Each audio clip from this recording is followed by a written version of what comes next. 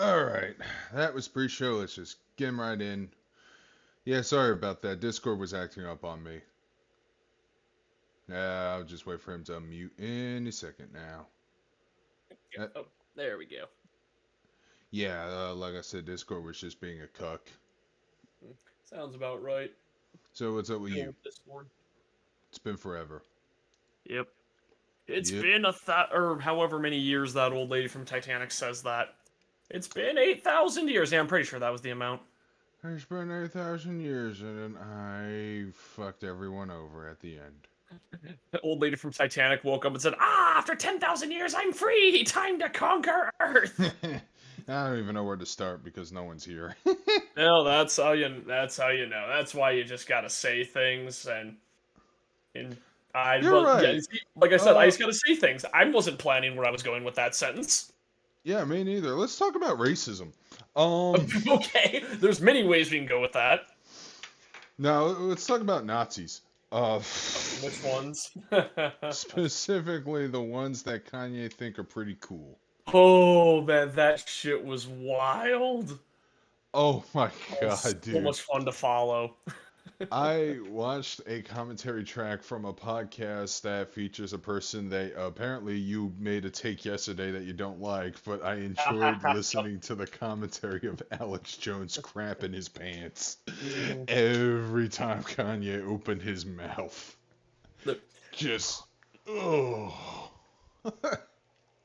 And didn't he lose like $1 billion? Probably. My favorite post that I saw No, regarding. definitely Alex Jones. Oh yeah, yeah. He had to pay nearly $1 billion in damages, but it's kind of like weird the way that actually pans out. Because like a Yeah, lot of it's like court fees or something like that, or I don't remember how it works. But like basically, it's a lot of it's like foundation money or something. Long story short, Alex Jones is an unequivocal piece of shit, yeah, but and so is Kanye. But yeah, but he looks so he let looked like them a Satan fight. comparison. He's like, but you're not a Nazi. You don't like the Nazis. But actually, oh my god. I don't know. Okay, my favorite bit from that interview, and it was pointed out by this one, yeah, this like one guy I was watching. I don't remember his name, unfortunately, but it was that Alex was trying to get him back on track and go, "Oh, you like the uniform stuff?" Like, no, no, I think they stood for some good stuff. It's like, oh, I was like, no, but like you don't like Bill working with the Nazis. Like George Soros, he's the real villain. Like, let's tell you about evil George Soros. Does he worked with the Nazis? Like George Soros, that guy sounds pretty cool. It was the best. He just like Kanye, like he kept like going like, no, Kanye, Nazis are bad, and then Kanye just keeps doubling down like, no, I love them, they're awesome. Dude, it's just like that College Humor skit like 3 years ago, where his publicist was like, "Dude, do not say these things. Don't say these things on Twitter." It's like, no, no. Let me just say, it. I like kicking cat. I like beating cats to death. I just tweeted that. Kanye, no. Donald Trump doesn't care about black people. Oh, that's a little one. No, no, you didn't let me finish. Donald Trump doesn't care about black people, and that's why I love him so much. I'm gonna tweet that right now. No! And that's pretty much Alex Jones. He's that guy in that Yeah. skit going, no, wait, don't say that, please. When Alex Jones is the sane man in the room trying to keep everything together, you know reality is fucked. Oh, yeah. The 90s won and lost in the same year. Ugh, They man. won the Game Awards. They won Bill Clinton. Sonic is good again. But we also lost Batman and the Green Ranger. I mean, if you want to start with the Game Awards, unless there's something else you wanted to like I talk didn't about. watch it. Oh, okay. I kind of have a lot to say 'cause I watched it with some people. Oh, actually, before I forget about one more Kanye thing that I thought was funny, I guess he has an honorary art degree from the University of Chicago, and Just they like revoked Hitler. that's what the joke was. Is say yeah, it's like they're revoking his art degree, and then everyone's going like, maybe it's not a good idea to revoke this guy's art degree. Remember what happened to the last guy? Uh.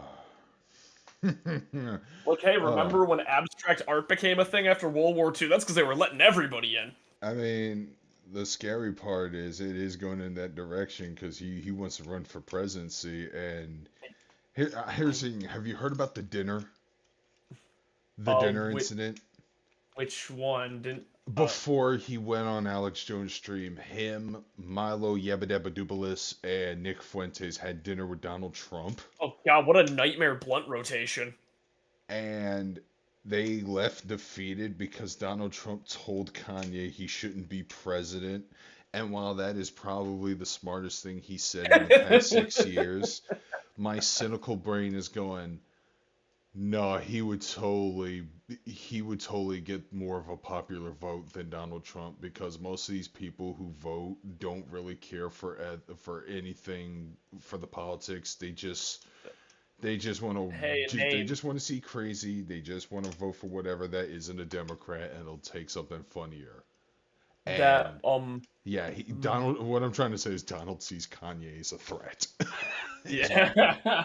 Is what I'm boiling it down to. I should see the IRS as a threat, because I guess he got nailed on some tax stuff, and they're currently investigating that. Blade. Oh yeah. Oh yeah. Yeah. But Zach was mentioning that. Yeah, it's like, oh, made me think Rules of Nature, and then it's like, yeah, whole thing, Metal Gear Rising remix. That song was hype. Yeah, mashed up with Persona 5's Rivers in the Desert, which I finally finished Royal. Took literally 100 hours. It's kind of funny. I think Royal, like a lot of the quality of life stuff they put in the game makes it like shorter to play than vanilla. Until like, you get to the ending part. No, like I actually spent more time in vanilla because mostly because the grinding the grinding additions made to Royal made the game go much faster for me. Mostly because I was level 99 by the end of both games, but it was much harder to hit level 99 in vanilla because you didn't have Ryuji's awesome ability to kill everything and get experience for it. But yeah, the TLDR is if you already play Persona 5 vanilla and still on the fence on Royal, play Royal. It's way better. Royal is actually very good. I played it right when it came out. It was like right when COVID hit, so I'm like, I need something like this right now really bad, and it was perfect for that moment. Nice. Are you high? No, I'm not. Oh. I'm just a little bit tired now because I spent like 4 hours editing, and I'm only like halfway done with my Nuzlocke edit. So, did you get that fucking video that from Big Al yet? Which one? The Mario video.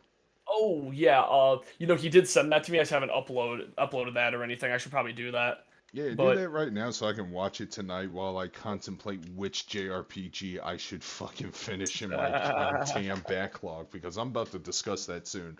But let's go back to the Game Awards. So yeah, Elden Ring won, which is another W for Miyazaki, and that was awesome. And unlike Sekiro, where fans are on the fence for it, this one feels more deserved. But then that's not what anyone's talking about. They're talking about something else. You talk about it since you've seen it. Yeah, so this was the funny thing. I didn't even notice this happen on the Game Awards, because after they announced Game of the Year, my brain just kind of turned off. Like, yeah, good for Miyazaki. They said, like, hey, we got more stuff planned for Elden Ring and all that stuff, which they didn't announce DLC. And that was interesting to me, because that, to me, says that that they might not do DLC, and they might just slowly add content for free over time, which would be wild if they do. I still haven't finished playing it. Like they just added a competitive multiplayer mode and open to the Coliseums. Oh, so that's what that patch I was looking at 5 minutes ago was. Yeah, that was a free update. Bruh. That's crazy to me, because people were convinced that would be part of the DLC. But no, we're talking about the fact that some weird kid decided that somehow just, oh god.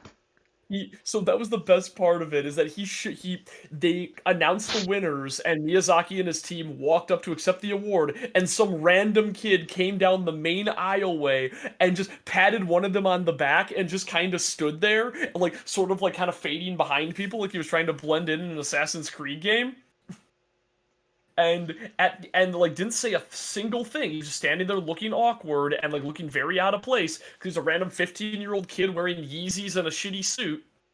And then the second they finish, he comes up to the mic and said, "I would like to nominate this award to my Reformed Orthodox Rabbi Bill Clinton. Thank you." And like one guy claps a bit and then just hesitates and stops.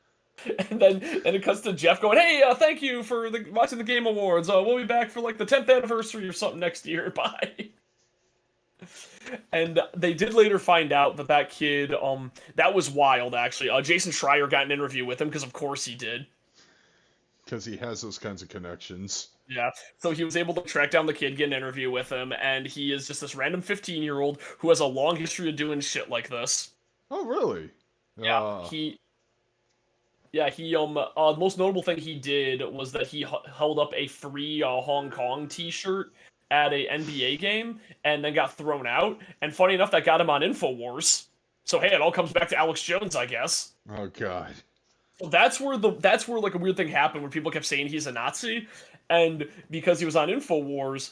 But if you look at that, it was because he had the free Hong Kong shirt on. They kept like asking him like, "Hey, you're gonna denounce all these, all these like countries and talk about how evil communism is, and how it's the biggest threat to like the world at all?" And he's like, I'm 11. I just like I have like a Chinese aunt who like is very against the mistreatment of people in Hong Kong. It was like something like that.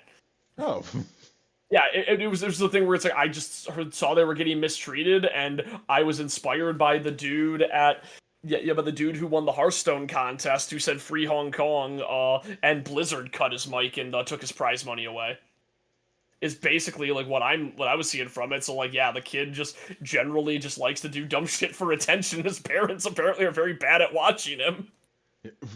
If he has the least amount of Asian blood on him, then I can believe that because, like 11 years ago when I worked part-time at an arcade at my I'm mall. pretty sure it was a relative, but I think it might have been by marriage or something. At least from what I heard, I might be mistaken. But yeah, there was like this little Asian kid that would just be in the midday at the arcade. Now the arcade is completely empty. Not many people are playing. There were like 5 people altogether in this small place because this is around that time when arcades were getting euthanized. We're putting Yeah. The games we had there were Time Crisis 2 and Soul Calibur 3 and Initial D, but that's about it. And he would just run around and just annoy everyone. The whole time I'm thinking to myself, well, where the fuck is this kid's mom?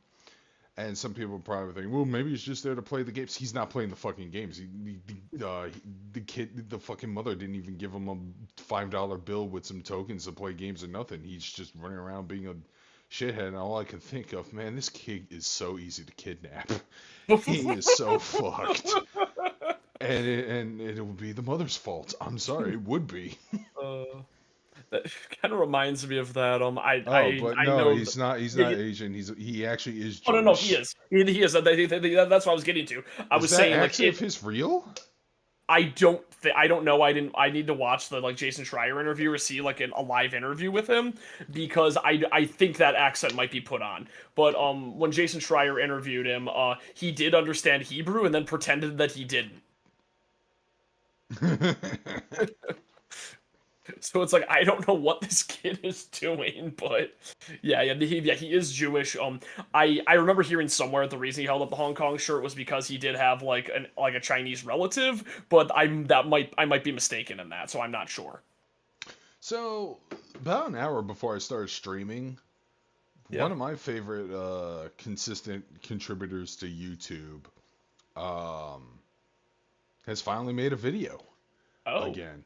Harry Partridge made a video that I think you'll freaking love. If Lance is listening, he'll love this too. Anyone who was a fan of classic survival horror would love this. He uploaded an animation called Ghostbleed, the Biohorror. And it's basically just a it's just a homage to PlayStation 1 era Resident Evil.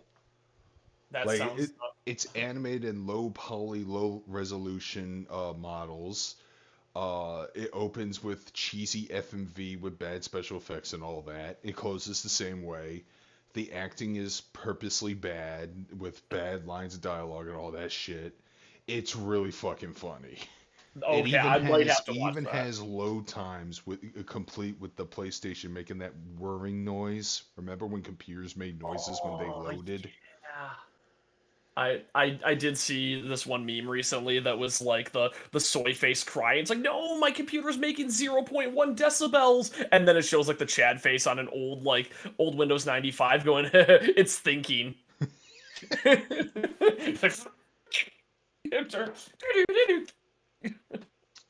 Yeah. So yeah, I'm sorry for starting late and see, man, I need to put the other pick of Eva up there, but I accidentally put the one with the profanity on there, and people are getting strict. And oh yeah, and just in case Zach didn't get the news, Big L, did he Yeah. seriously link his fucking abridged dub to his main email? I did not look into that, That's so I what don't he know. said, or that's Okay. what he sussed. And if he did, I have no choice but to facepalm. Because if you have like one YouTube channel Yeah. That linked fucks to an you. email account that's in danger, but you have like a bunch Mhm. of other backup channels, doesn't matter. They're all going to be dead too. Yeah, that'll do it. That sucks if that's the case. That means he's fucked. That The means thing that he's suspecting is that he might have gotten a copyright strike from our Mario reaction, even though we showed none of the footage. We think Nintendo might have just oh been like strike happy. yeah. Unfortunately, I can believe that too because Nintendo is horrible. Do you want to talk Yeah. about the Panda news? Oh boy, Yeah, we that got a makes bunch me of a fucking sad stories and shit panda. that we need to cover. So I need to like look up again. 'Cause I know they covered it on Castle Super Beast, but I think I like might have missed like what. Yeah, I'm not sure if I have the whole detail. So like if I'm wrong about I anything, you don't probably correct me. I don't know much except that there was a grassroots campaign and then Panda got into Nintendo's ear. Whatever. Yeah. Well, no, I can't say whatever. I already opened this Pandora's box. Yeah.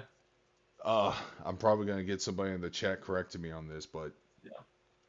Panda did some malicious shit in order to kill a grassroots Smash tournament Because by if I remember kiss correctly, by they were hosting a Smash tournament. yeah, and That Nintendo okay? was on That's their side, and then it just looked bad on their end, and then like mhm. 80% of the people under Panda decided to pull out, which Yep. good on them for their ethics, Yeah.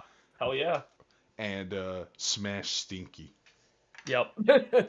Yeah, that is yeah. So basically, what it was like, yeah, Panda Global like was hosting an official Smash tournament, and then there was a smaller Smash tournament getting started by some people that didn't follow some of Nintendo's really strict weird regulations or something, and then they just put like you said, they talked to Nintendo's ear, and this tournament got shut down when it came out that it was Panda's doing. That like everybody left the tournament. Now like Smash is effectively competitively dead because you can't have an official tournament because it's run by assholes, so nobody wants to be a part of it, and you can't have a grassroots tournament because then Nintendo will shut that shit down. And if you ever do see Smash tournament players, you look at them and go, "Wow, what a bunch of toxic, salty, can't take the L bitches." Evo doesn't want to have Smash there anymore because Smash players are like the worst people around. When what was her name that was on that Cancel Super Beast a month I'll ago say actually? Susie Sphere Hunter. Yeah, when Susie Spear Hunter went, yeah, I actually.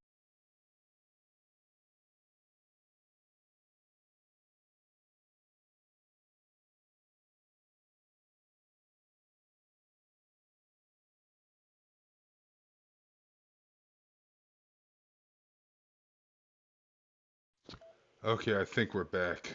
Oh, cool. All right, let's. Jesus fucking Yikes! Yeah, Christ that was. Almighty! Oh wow, yeah. It looks like I think we are, or maybe. Yeesh. Well. Oh wait, hang on. Probably spoke too soon. Ah. I don't even know at this point. Yeah, I don't either. Are we Worst on? case scenario. I mean, let's see here. Let me. Okay. Yeah. We're back live.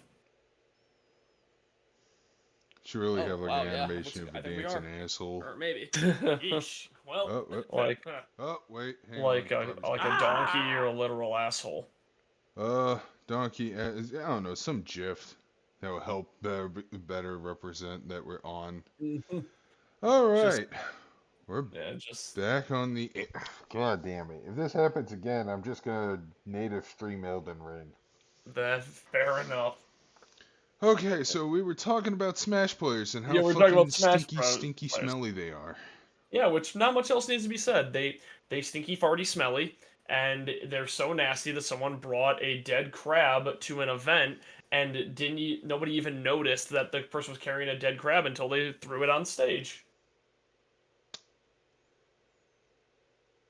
See, I heard Which that story. I heard that urban legend a bunch of times, but apparently it's true. And also, they will get sick with COVID, ignore it, and then go to losers bracket and cough blood on people. that's It's kind of before or after they chuck their sticks. well, I mean, I'm assuming since he was in losers bracket that he chucked his stick. He already Oh, I'm chucked sorry. that stick. I'm sorry. His broken in the wrong, well, in the proper way, GameCube controller, but then he Oh, threw it and it broke normally. oh, piss baby. Oh, Okay. every man, that's the one that drives me crazy. Is the I guess like somebody got woolly on it. Say, yeah, hey Zach, we survived, but that's the thing that I don't know how like some Smash player got woolly to understand that like while explaining why they want their controllers broken in that particular way. Yeah, But didn't we say that was cheating? it's not exactly it's really dumb. Oh yeah. Yeah, I don't. it's really weird the way it works.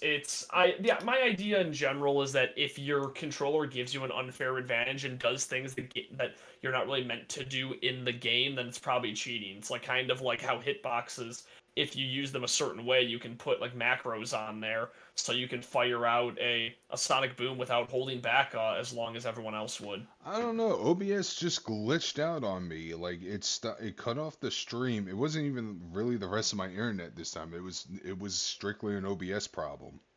Cause we were still communicating on Discord. Uh, Yeah, yeah, I don't damn know. it, OBS. Yeah, Damn it, OBS, stop OBS. melting. More like old piece of shit. Nailed it. There, boom, Perfect. got him. Ah, cat bus. Yeah, but things. There's a few other things worth mentioning from the Game Awards actually. For example, yo, Armored Core 6. Yo, it's gonna be a game that people are probably going to like, and the hardcore Armored Core fans are gonna make video essays on. This series lost its way. Even though we asked for this game for decades, we're going to complain about it here and now. If they have patches, everyone will be happy. That's all you need. Patches the Moonlight Greatsword. Right. All right. Well, yeah. In the meantime, play Front Mission. Yeah, I should. I've been meaning to. I have that on my Christmas wish list. Actually, let's go through my Christmas wish list. Yeah, yeah. Okay. And after his wish list, I'll get to that speech. Judges. Oh, okay. So, So let's see. I did pick up some games during the big coof. I mean, not the big coof, during the big turkey. Um, they're so stuff, but I'm waiting for. I'm trying to hold on for the other stuff to treat myself with. Let's see yep. if I can I fucking I did find not it. buy any games on sale, unfortunately, when I really should have. There was a game I was going to download, but my drive was full, and I didn't bother buying it when I was on sale. And there was a lot of games I wanted to get that were on sale, like Needy Streamer Overload. I've been wanting to stream actually. Oh my god, is that on Switch? I think it might be. Let me see here. I'm basically waiting for either a Switch port or maybe somebody hears my deep down cry and gifted me a Steam Deck, because I Yeah, would I would definitely want a Steam Deck. Needy Streamer Overload is out on the Switch. I'm gonna have to maybe add that on my wish list on the price. Oh boy, I want to see if I can break my neat girlfriend on stream. Oh god, that's bad out of context. But Oh, that's what the game's about. speaking of neat girlfriend, that's who I romanced in Persona 5. Yeah, my favorite too. High five. We love the trash gremlins. Trash Gremlin. She even has like sound that she makes when she gets excited. I love it. She has that little gremlin laugh. We're talking about Futaba, Let's see. There's the female Pat. There's Neptune Samurai Kagura Ninja Wars. There's Bullets Per Minute. Yeah. Uh, Yeah, I've heard good definitely things need about to that. get Cuphead. Oh Front yeah. Mission First Remake, which I'll get on Christmas Day. Cowabunga Collection, which I'll get on Christmas Day. Let's see what else. Root Film, I should definitely pick that game up. It's basically about a bunch of filmmakers who uncover a murder mystery while filming or some shit. It sounds Well, that fun. sounds neat. Visual novel. Let's see what else. Oh yeah, yeah. Since the last time we streamed, Kevin Conroy and Jason David Frank did both pass away, I have unfortunately. a And fucked up story to tell. oh dear. So remember that time when Jason David Frank actually went on that tour at the beginning of 2021 to like keep comic book stores alive that are being taken down by the big coof? Yeah. Well, Jason David Frank just happened to swung on by to my comic book store on Monday, which I believe Tom is the one that informed me that this was happening. So if it weren't for him, I would have not known about this. And what do Oh you know? wow. I'm off on Mondays. I'm going to take advantage of this. Yeah. I went over there and visit him. Spent like $200, which were all going to the comic book store, and I guess it's a mission accomplished because I went there earlier today to pick up issue 55 of Sonic the Hedgehog, Nice. and got a photo, shared it and everything. And I even picked up the comic. I believe the comic's called Shattered Grid. This issue in particular is the one where Tommy is supposedly murdered by an evil version of himself from another dimension. Oh. Ooh. Uh, Ugh. Fucking dark. Yeah, I know. yeah. Let's see. It's always terrible when that kind of stuff happens and like fiction kind of bleeds over and it comes out at a bad time or you absorb it at a bad time. Is Undertale good or is everyone just wrong? Undertale is actually a good game. I just don't like it. It's just Oh. not really my style of humor. I already picked up Mario and Sonic at the Olympic Games because I thought that'd be fun. It is for a little bit. Oh yeah, Tunic is on sale for 20% off. Man, I'm disappointed by the fact that Pat said Devil in Me is fine. Ugh, that's The that's latest, unfortunate. I Yeah. don't know, man. Maybe I could, maybe keep in mind, Pat's been wrong about a few things recently. Apparently, you're telling me he's wrong about Bayo 3. He's definitely wrong about the online edition soundtrack to Third Strike. Well, the thing is, Bayo 3, all of his complaints like are correct. We just have a difference of opinion in a lot of them. Like his gameplay gripes are all legit. He just really, But really the hates ending. Luca. The ending is bad if you despise the character so much you want them to die, like Pat said he did. Like he hates Luca so much. Yeah, okay, that's fine. He's allowed to love or hate a character as much as Yeah, he likes. yeah, Don't fucking say the ending is as bad as motherfucking Third Birthday. yeah. That's insane hyperbole. Don't even say it's as bad as River City Girls, because I told you a bunch of times I hate Yeah, that ending, and exactly. the reason is, and I found out why. If I'm going to play as a garbage human being, let me know in advance. Don't make And it as a twist at the last minute. yeah, and I like that stuff being sprung on me. So that's a difference of opinions, naturally. Speaking of garbage people, there's a character Persona I used to hate, but not anymore. Yeah, the contextual changes in the last part of the game will really save this character and make them enjoyable. Oh yeah, he's amazing. And I Yeah. love how his motivation is I'd rather just die. Yeah, I hate you all so much. I'd Either let. rather be put in the grave. Oh, it was kind of fun when that social link was completely automated and went along with the story because I realized I could say whatever shit I wanted to him and it would still progress and that was so Okay, much fun. so River City Girls 2, oh man, is coming out I'm December. excited. I am, but I'm also nervous because wow, you just sprung the release date real quick Hmm. for a game that seemed to take forever to be made. Yeah, and that What happens the fuck sometimes. happened? No, what the fuck happened? I mean, sometimes they're just like, hey, we're at the home stretch, but we've been experiencing a lot of bugs, and the second we fix them, it's pretty much ready to ship. And it's like a lot of times that kind of happens where they just have a soft date, like, hey, we can't give a full release date, so we don't want to release a broken product, but we're also not sure when we're gonna get some of this stuff fixed or some of this stuff finished. I do know that there was I can't remember what game it was that actually came out early. There was one game that got released like a week early out of nowhere, and it was pretty recent. I don't remember what it was now. Midnight Suns, Maybe. the Marvel game. Oh, no, no. I know it was a game I was actually excited for. Oh, nobody's excited for it because it's exclusive to consoles nobody has. One sec.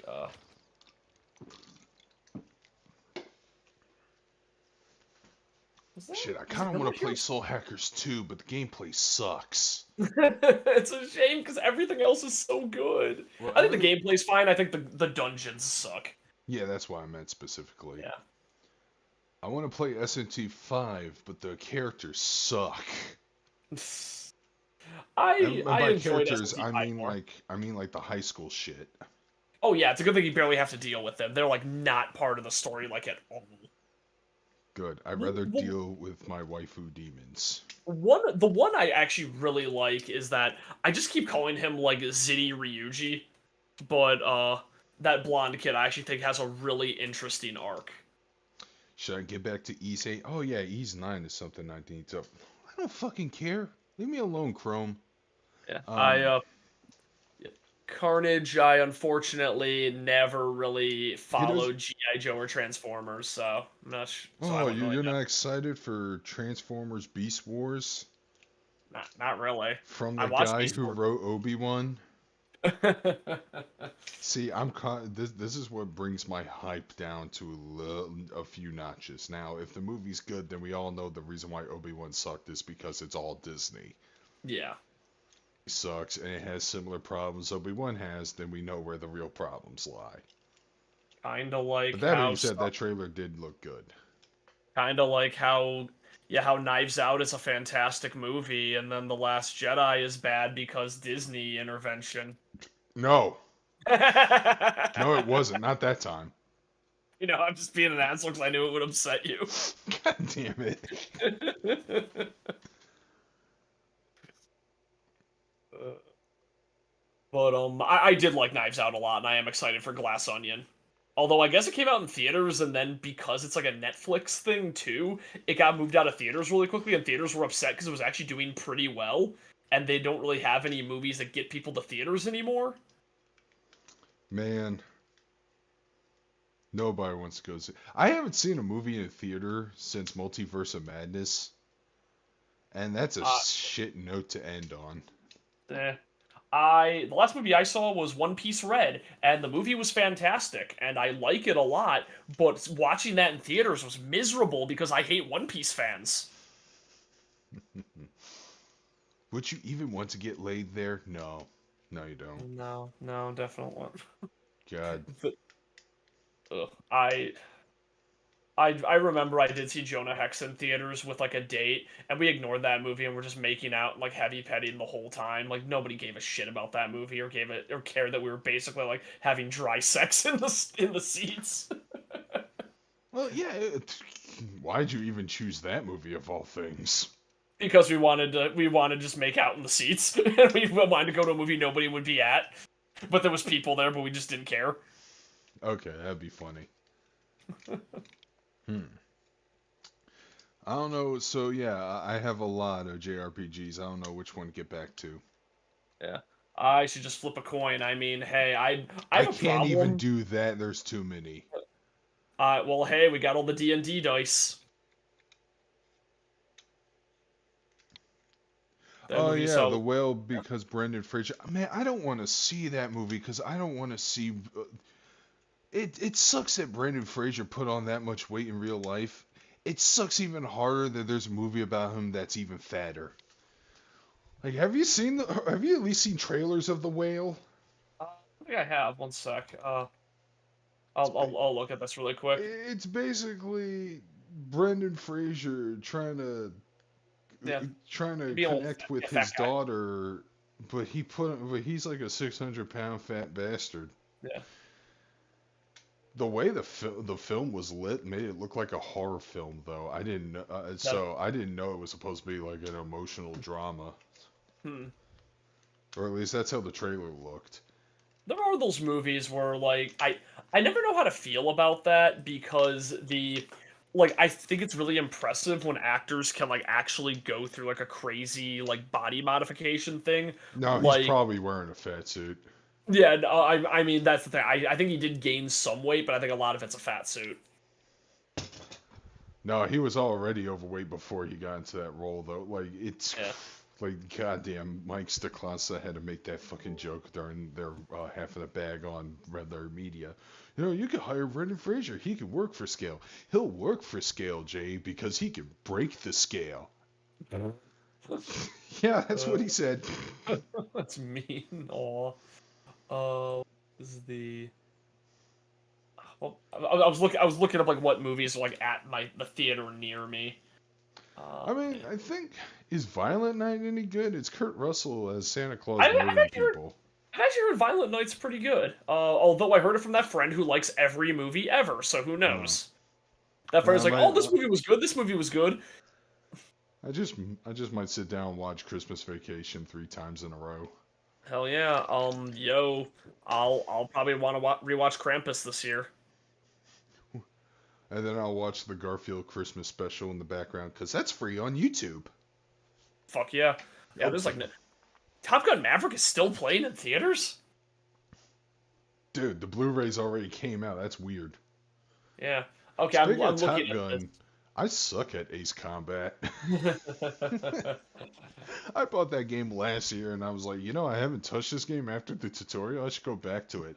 And oh, wait, that's not where the sky is supposed to be up, not down. Crash. Oh yeah, oh no, flight controls. I've always liked flight Thing controls. Yeah, but I love space sims like Rogue Squadron and Star Fox. Yo. Star Wars Rogue Squadron 2 Rogue Leader, the best Star Fox game ever made on the GameCube.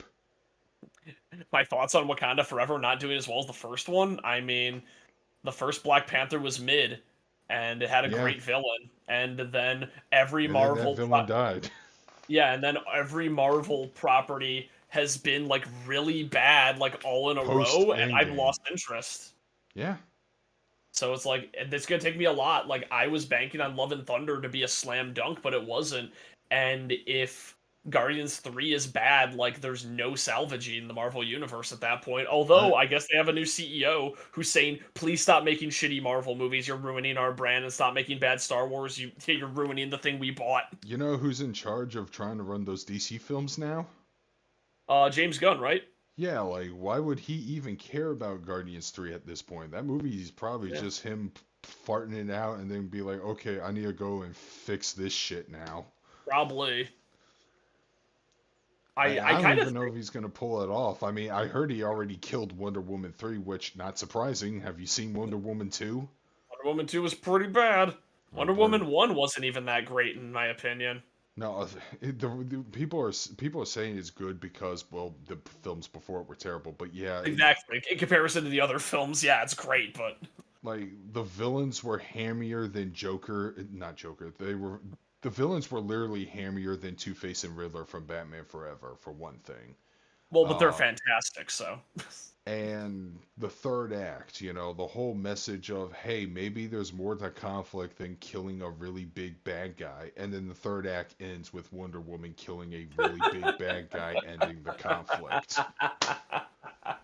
yeah. Like, that was something I tried to get to one of my former friends who I fucking had to leave and block and ghost on Discord because he thought I hated it just because he looked stupid with a stupid mustache and a CG Sauron armor. Yeah, he did look stupid, but it was many more problems than just that. Exactly. Nah. So yeah, Wonder Woman, and that's why I said I liked Venom more. Venom was a lot of fun. And I Oh, think people are overhyping Gal Gadot. She is such a plank of wood. She's when not a she good acts. actress. She's also like a bad person from what I've like seen. Gal walking out as Wonder Woman. Good. Replace her with someone with more muscle mass on their arms. I do remember my one friend is like obsessed with the like tall muscular women. She's actually shown up to my streams like a few times, but she's going like, how dare like Wonder Woman be like the size of a normal woman, at least like use special effects to make her a foot taller.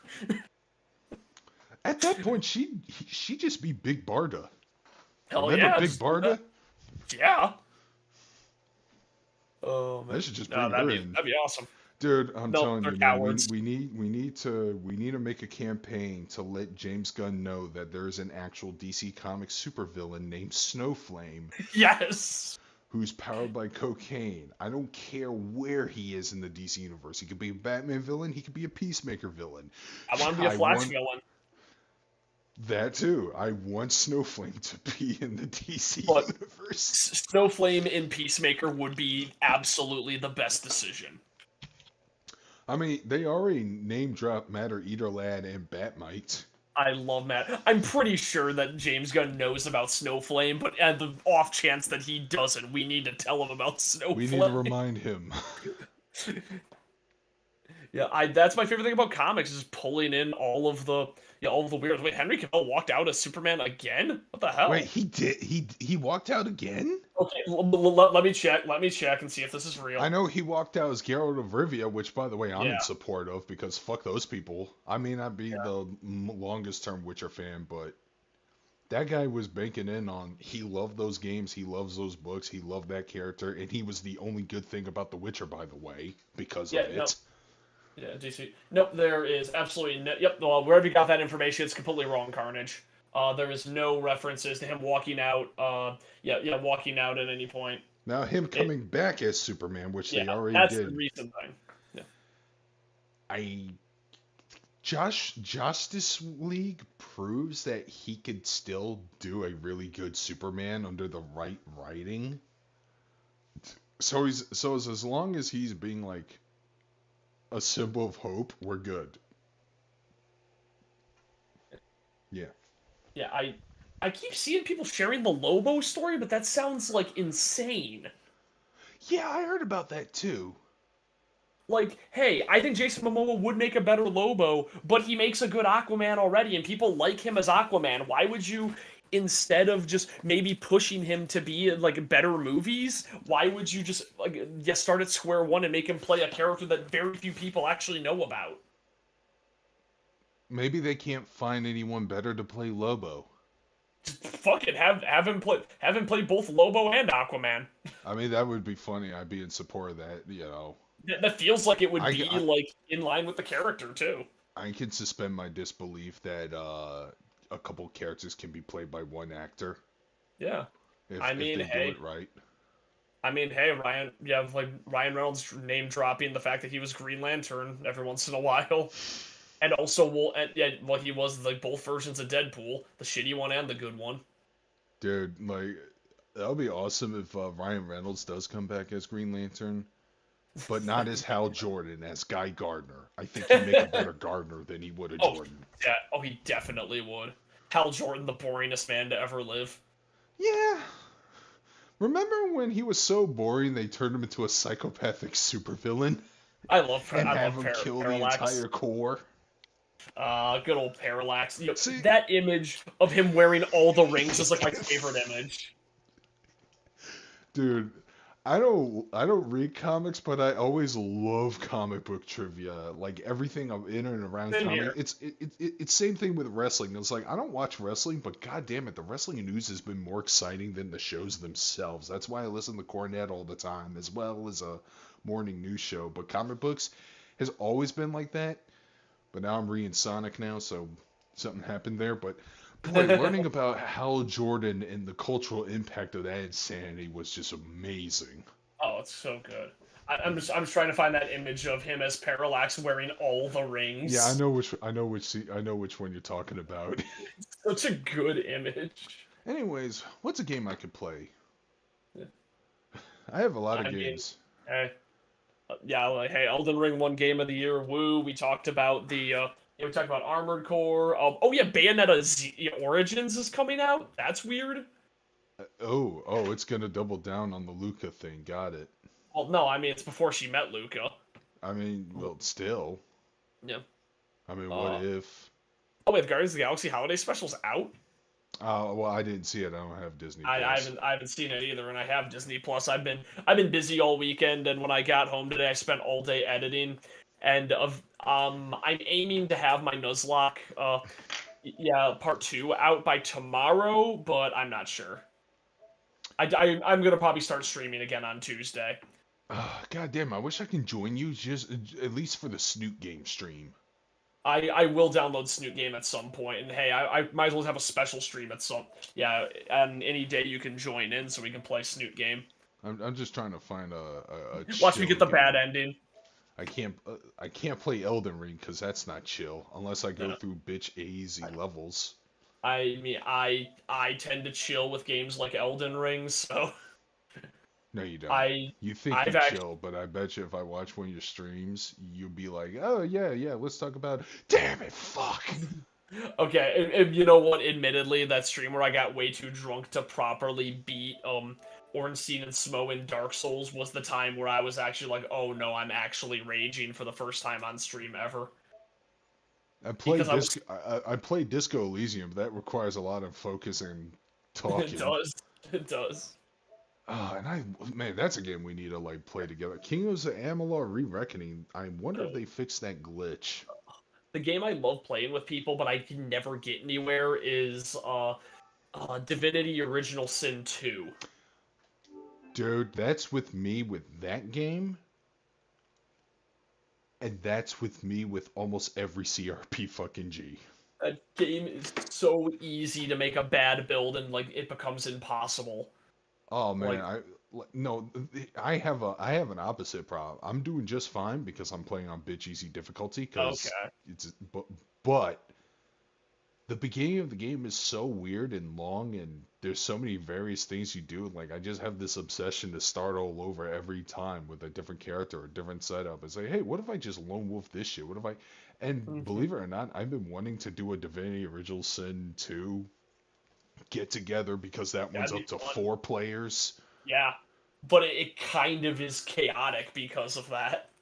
I know, but it would be great. I remember I played with a dude. This was the dude who was like that shitty DM that I had, and he was a shitty DM playing Divinity as well. Every time anybody wandered off on their own, he would like force reload and go like, no, can't do that. Don't get in a fight. No, nothing like that. And then it's like, yeah, he's like, oh, you made a wrong decision. Like reload. You talked to this person, I missed dialogue. Reload, and we didn't have any freedom to do anything.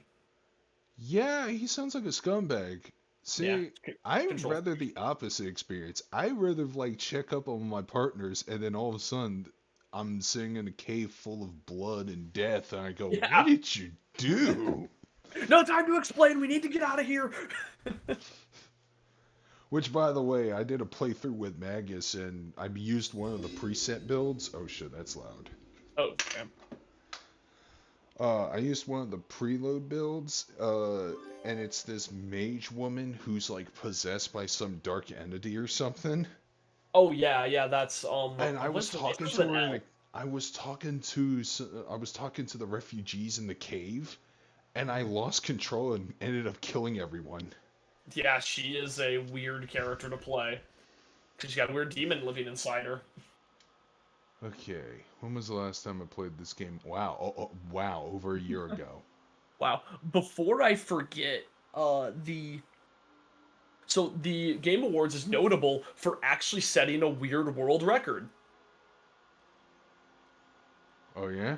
So this is actually one of the funnier things. Al Pacino came out, and the Twitch chat exploded yelling Dunkachino, and there was just this one comment that just said, man, your 50-plus acting career means nothing in favor of memes. That's like, good. Children don't know you for Scarface, they know you for Dunkachino. That's good, because Scarface was a terrible movie. It's like that John Mulaney bit. It's like, not saying Scarface is a bad movie. It is, but... Yeah. Yeah. I like Scarface. I think it's been years since I've seen it though. It is a comical movie, and the fact that people don't understand that hey, Scarface is not someone to emulate is baffling to me. Yeah. That's one of the reasons why I hate the fact that they made a phony sequel game. I kind of love that it exists, but I don't know how that game ends. I should probably look up the ending and Well, see if the they thing double is, down. it takes place. Okay, so yeah, there's this weird glitch where I can't fucking pick up one of the items, so I probably have to start from an earlier save. Oh no. Yeah, but okay, so Al Pacino says, "Hey, we're announcing the Voice Actor of the Year award," and Christopher Judge, Kratos, wins it, and he comes up and proceeds to give a the exact timing of his speech was slightly under 8 minutes. And so poor 82-year-old Al Pacino is standing there as while chat is begging people to get Christopher Judge off the stage and give Al Pacino a chair. Because he's just standing there thanking everybody he's ever met in his life and telling his whole life story. And it's a good speech, but it's too damn long. And they're playing the music like halfway through, and the music keeps getting louder, and he's just like talking louder to compensate. And people found out later that that set a world record for the longest acceptance speech at an award show. Oh, congratulations, Christopher Judge. Yeah, the previous winner was Greer. What's her name? Greer Garden or one sec. Yeah, Greer Garson at the Oscars gave a speech that's lost to time, but her speech was clocked in at a little bit under 5 minutes. It was actually it was around 4 minutes. I think it was like 5 minutes, like from the announcement to the end of her speech. But so Christopher Judge went double her speech. Nice. So it's like, hey, look at that. You set a world record for how long your speech was. And then every time somebody from the God of War team went up, they actually gave a pretty long speech. And the people I was watching were like, oh no, they're gonna do it again. And then everyone was kind of hyped about Flute Guy, that guy who was playing the flute and going way too hard during when it was playing like the Game of the Year soundtracks. And then he was immediately overshadowed by Bill Clinton Kid.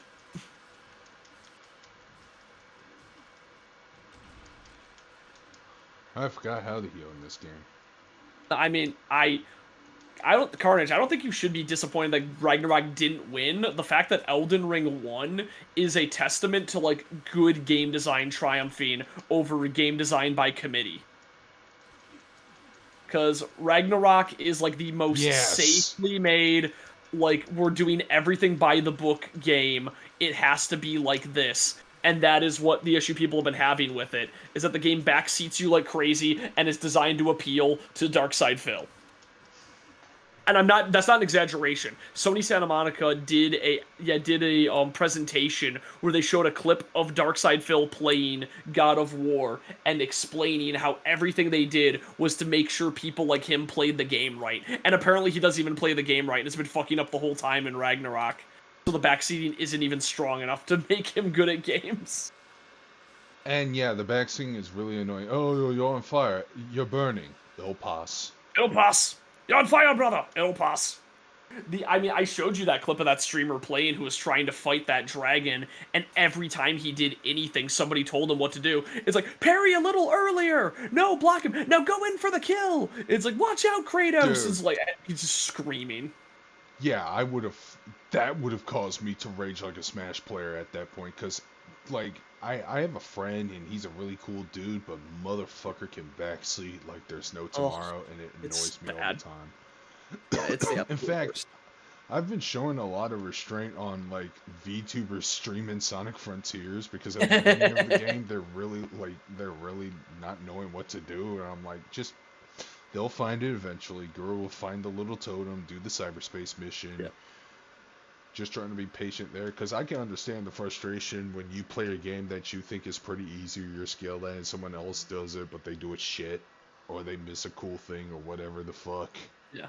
Like if Wooly ever streams a visual novel called The Letter, make sure you send that to me so I can be like, Wooly, I need you to make this decision and then make this decision because your favorite word's going to be said by Takahata 101. I mean, if it's not a fighting game or has fighting game elements or you can't compare it to a fighting game, he's not going to play it. My thoughts on the Bill Clinton kid. So when I saw it, it was like I laughed because that was like some incomprehensible funny shit, and just the thought of like Rabbi Bill Clinton, it just made me laugh, and like it was just such a confusing statement. But the more I think about it, he could have said so many funnier things. Like, if I made it up there, I would say, we're pleased to announce that we're starting work on Bloodborne 3 exclusive to the Dreamcast. Thank you. Oh, yeah, that would have been good. But what's really funny, when you brought that up to me, semi-frequent Sonic fans shared a piece of trivia where, I don't know if it was Yuji Naka or Naoto Yushima, which, oh god, we gotta talk about that in a bit. Oh yeah, Yuji Naka! But, one of them actually did say that Sonic's personality was inspired by Bill Clinton. I actually do remember that, so oh, wow, it all comes full circle. Yep.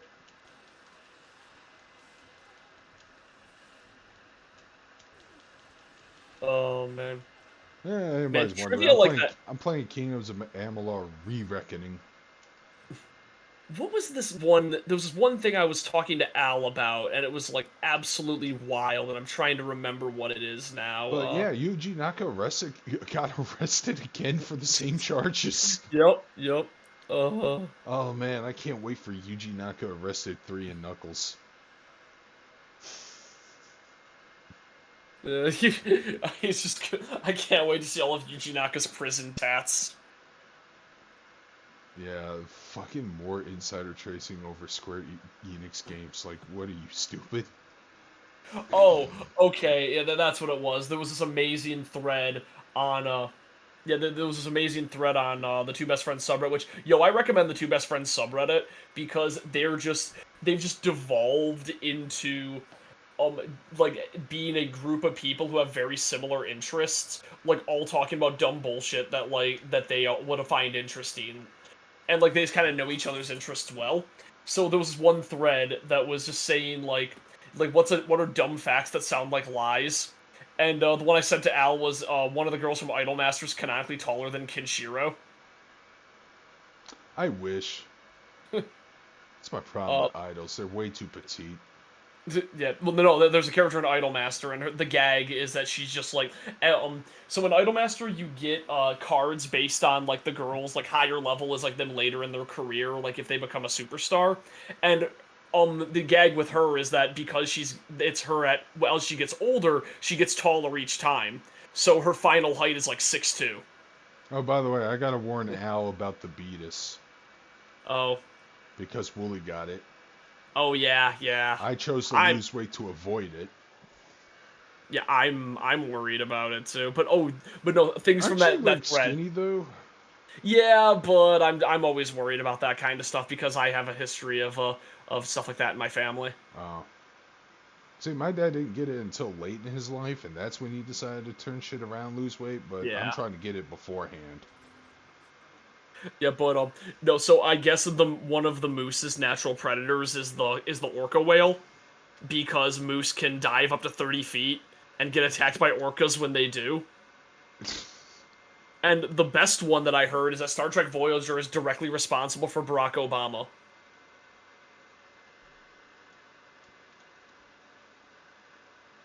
Okay, I confused it with Deep Space Nine first, but.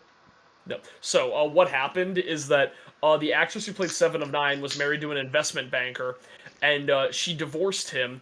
And during the divorce, it was cited that the big strain on their marriage was that she was working on Voyager, and they couldn't see each other that much. So, her husband tried to spice things up and tried to coerce her into public sex pretty often. And so that was cited in their divorce proceedings, that then got unsealed because he was running for Senate.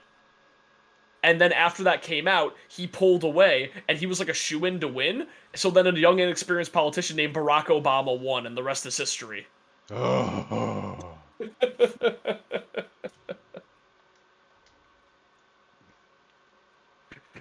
So it's like, wow, I love weird coincidences, like the sandwich that caused World War II. Hey, I'm right here. Why are you looking at the stairs? What is? Watch. Just watch. I'm just, I don't know. I'm trying to find a chill game, and Kingdoms of Amalur had like a fantastic combat system, and that's why I repurchased it. I come to think of it, my chill game is Monster Hunter. Man, I play that, but I'm so embarrassed that I don't even have the fucking DLC. expansion. Yeah. Ah, yeah. Oh, Fair. that's something I should probably add to my wish list then. Hell yeah. I I might just double dip because all my friends are playing on Switch. I bought it for my friend on PC, but she never caught up to me and got distracted by other games. And I'm like, damn it! Now I'm the only one playing playing Sunbreak. Talks about Transformers Reactivate trailer. Wait, I don't. Oh yeah, I did see that Transformers game. I kind of like I said, I've never ever been into Transformers, so I don't really have an opinion. I have no nostalgia for it. My nostalgia is very, very weird and displaced. Yeah, I think I was going for a pure mage build for this one. Like, for example, I watched Vinny Vinesauce's recent video that was the stream highlights from his weird PS2 games stream. Mm-hmm. And I'm like, oh yeah, Nano Breaker. Oh yeah, Stretch Panic. I remember these games because that's where my nostalgia lies.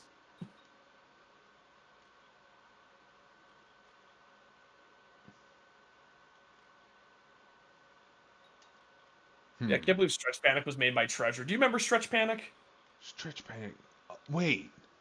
That's that game with the massive titties. Oh my god, I was thinking about that game like earlier this week. I was like, yeah, there was this weird game where you play as like a woman with a scarf stretch and shit, and they got like big titty enemies.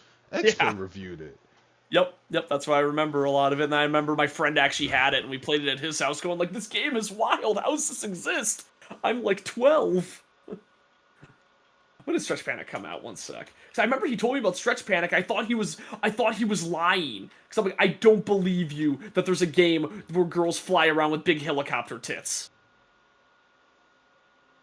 Yeah, when did this come out? Stretch Panic released in it came out in 2001, I think. Yep, it came out in 2001. So when he played it, I would have been probably around 10. And then I remember I went over when I was like 11, and he said, "No, I'm not lying to you. Like, look at this game." I'm like, holy shit. Yeah, I remember X-Play showing footage of it too. It's like, this game is really weird. I mean, take a look at these enemies. I'm like, what? Yeah, it was the first 3D game ever made by Treasure. Boink, boink. You know what? I feel like I should just... You know what game I really should stream? Mischief Maker. Man, that's a classic game. I hope that gets put on the... I hope it gets re-released or something. You know what would be like an awesome shoe-in for like a Switch game? Treasure Collection. What's Treasure Collection again? No, I just mean games made by... Like a collection of games made by Treasure. Oh. Well, yeah, that would work too. Because I'm just looking at all the games you could release. Gunstar Heroes, Dynamite Heady, Alien Soldier, let's see, Mischief Makers. Did they also make Sin and Punishment? Or who made Sin and Punishment? Sec. Sin and Punishment was made by... Yeah, Sin and Punishment was made by Treasure. So yeah, that would be a really hype, I never heard of Bangai O. Wait, Bangai O? Wait, I've heard that name. Or did you? Yeah, okay, Bangai O came out on the Dreamcast and N64. Radiant Silvergun. Yeah, put all that shit on there. And the last game they ever made was Geist Crusher and Geist Crusher God, that apparently weren't even very good. But yo, put them on there anyways. Yeah, do it. Like Treasure Collection. Fuck it. That would be like the best game ever. What the hell is Sliphead the Lost Planet? That was also on PS2 by Treasure. Oh, okay, it's a shmup. Oh man, I have yet to see any trailer footage of Street Fighter 4. 6, oh yeah. Oh, they showed the new characters off. All the ones that leaked. including DJ. They showed DJ. They showed Marissa, that 6'8" buff Greek girl. Which Italian. is, I thought she was Greek. Huh. I thought she was One Italian. Marissa Street Fighter. I think because she says she's her whole gimmick is being a. Oh, okay, yeah, she is Italian, but she claims ancestry of ancient Greek warriors. Probably the best character in all of Street Fighter. Yeah, cause she big muscle mommy. That new girl with the pink hair is pretty cool too. Oh, I don't remember her name. I think it starts with an yeah, Manon. JP looks great too. Just cool old man in a hat. Is he related to Q and I Capital think he G? might be. I think he might be. Nice. Oh, Capital G. That's a fucking Nine Inch Nails song. Oh, Marissa has a fear of heights. It's kind of adorable. But she tall. I know she looked down and gets scared. Oh, just like Sailor Jupiter, because she's afraid of flying. Me just screaming from the rooftops at how pissed off I am about how everybody who designs characters for Fate is a coward. And well, actually, no, okay, Nasu is a coward. People tend to like have some big characters in Fate, but Medusa is constantly drawn to like tower over everyone else in the cast. Her canonical height is 5'7". Man, I do not want to go in the Radon Festival right now. Yeah, it'll probably kick your ass. It'll kick my ass, it'll suck my dick, and call me gay. Oh no. Super 6 is cool DJ. Yeah, DJ's new design looks hype. The people I was watching with did not know anything about Street Fighter. I'm going, yo, it's DJ! And they're like, who? The people I watched with kind of sucked. Yeah, you were telling me about them. Yeah, so Why do they suck? So we're watching the Game Awards. They're being really loud and cringy, and their favorite joke was that every time any game was shown, they would say, "Oh my God, it's Five Nights at Freddy's." I'm like, I get it. It's not gonna be Five Nights at Freddy's. I'm tired of this joke. It's really bad and uncreative. One of the dude's little brothers was there, just playing Minecraft the whole time, and one of the people got really upset when I made a reference to Monster Girl Quest. And then said something. I'm going, what's your problem with Monster Girl Quest? And somebody else said, yeah, what is your problem with that game? And she's going, I'll send a message to you. Sends a message to him, and he's like, oh my God, that sounds terrible. So whatever she said was probably like a horrible exaggeration of like a bad ending, or like saying if you mess up, you can have sex with children in that game, which is probably what she said. Or like the game encourages it. How come she didn't message you about it? Because she knows that I would disagree with her and say and give context. Oh yeah, because her bad opinions would be challenged and destroyed. Yeah, so she wasn't gonna have that. And then they didn't know who DJ was. They didn't know what Armored Core was. They got way too hyped. They got really hyped about some game I did not give a shit about. Don't even remember what it was. Okay, I'm at that weird underground place that has that beautiful night sky look. Oh yeah, Seal for River. Yeah. Or however it's pronounced. If it's written in Gaelic or whatever, it's not gonna. It's like, read how it's pronounced. Wrong. You said Gaelic. Wow, take that, all of Celtic society.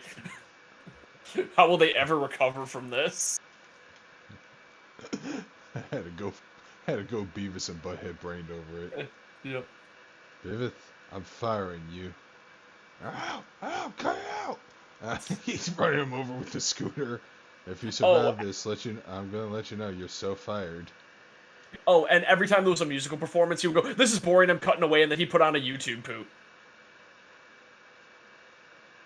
Great, yeah, the guy who was hosting. YouTube poop for me. But it was like a bad one too. It's like, these are like 10 years old, and they all suck. I mean, all the YouTube poops are, but yeah.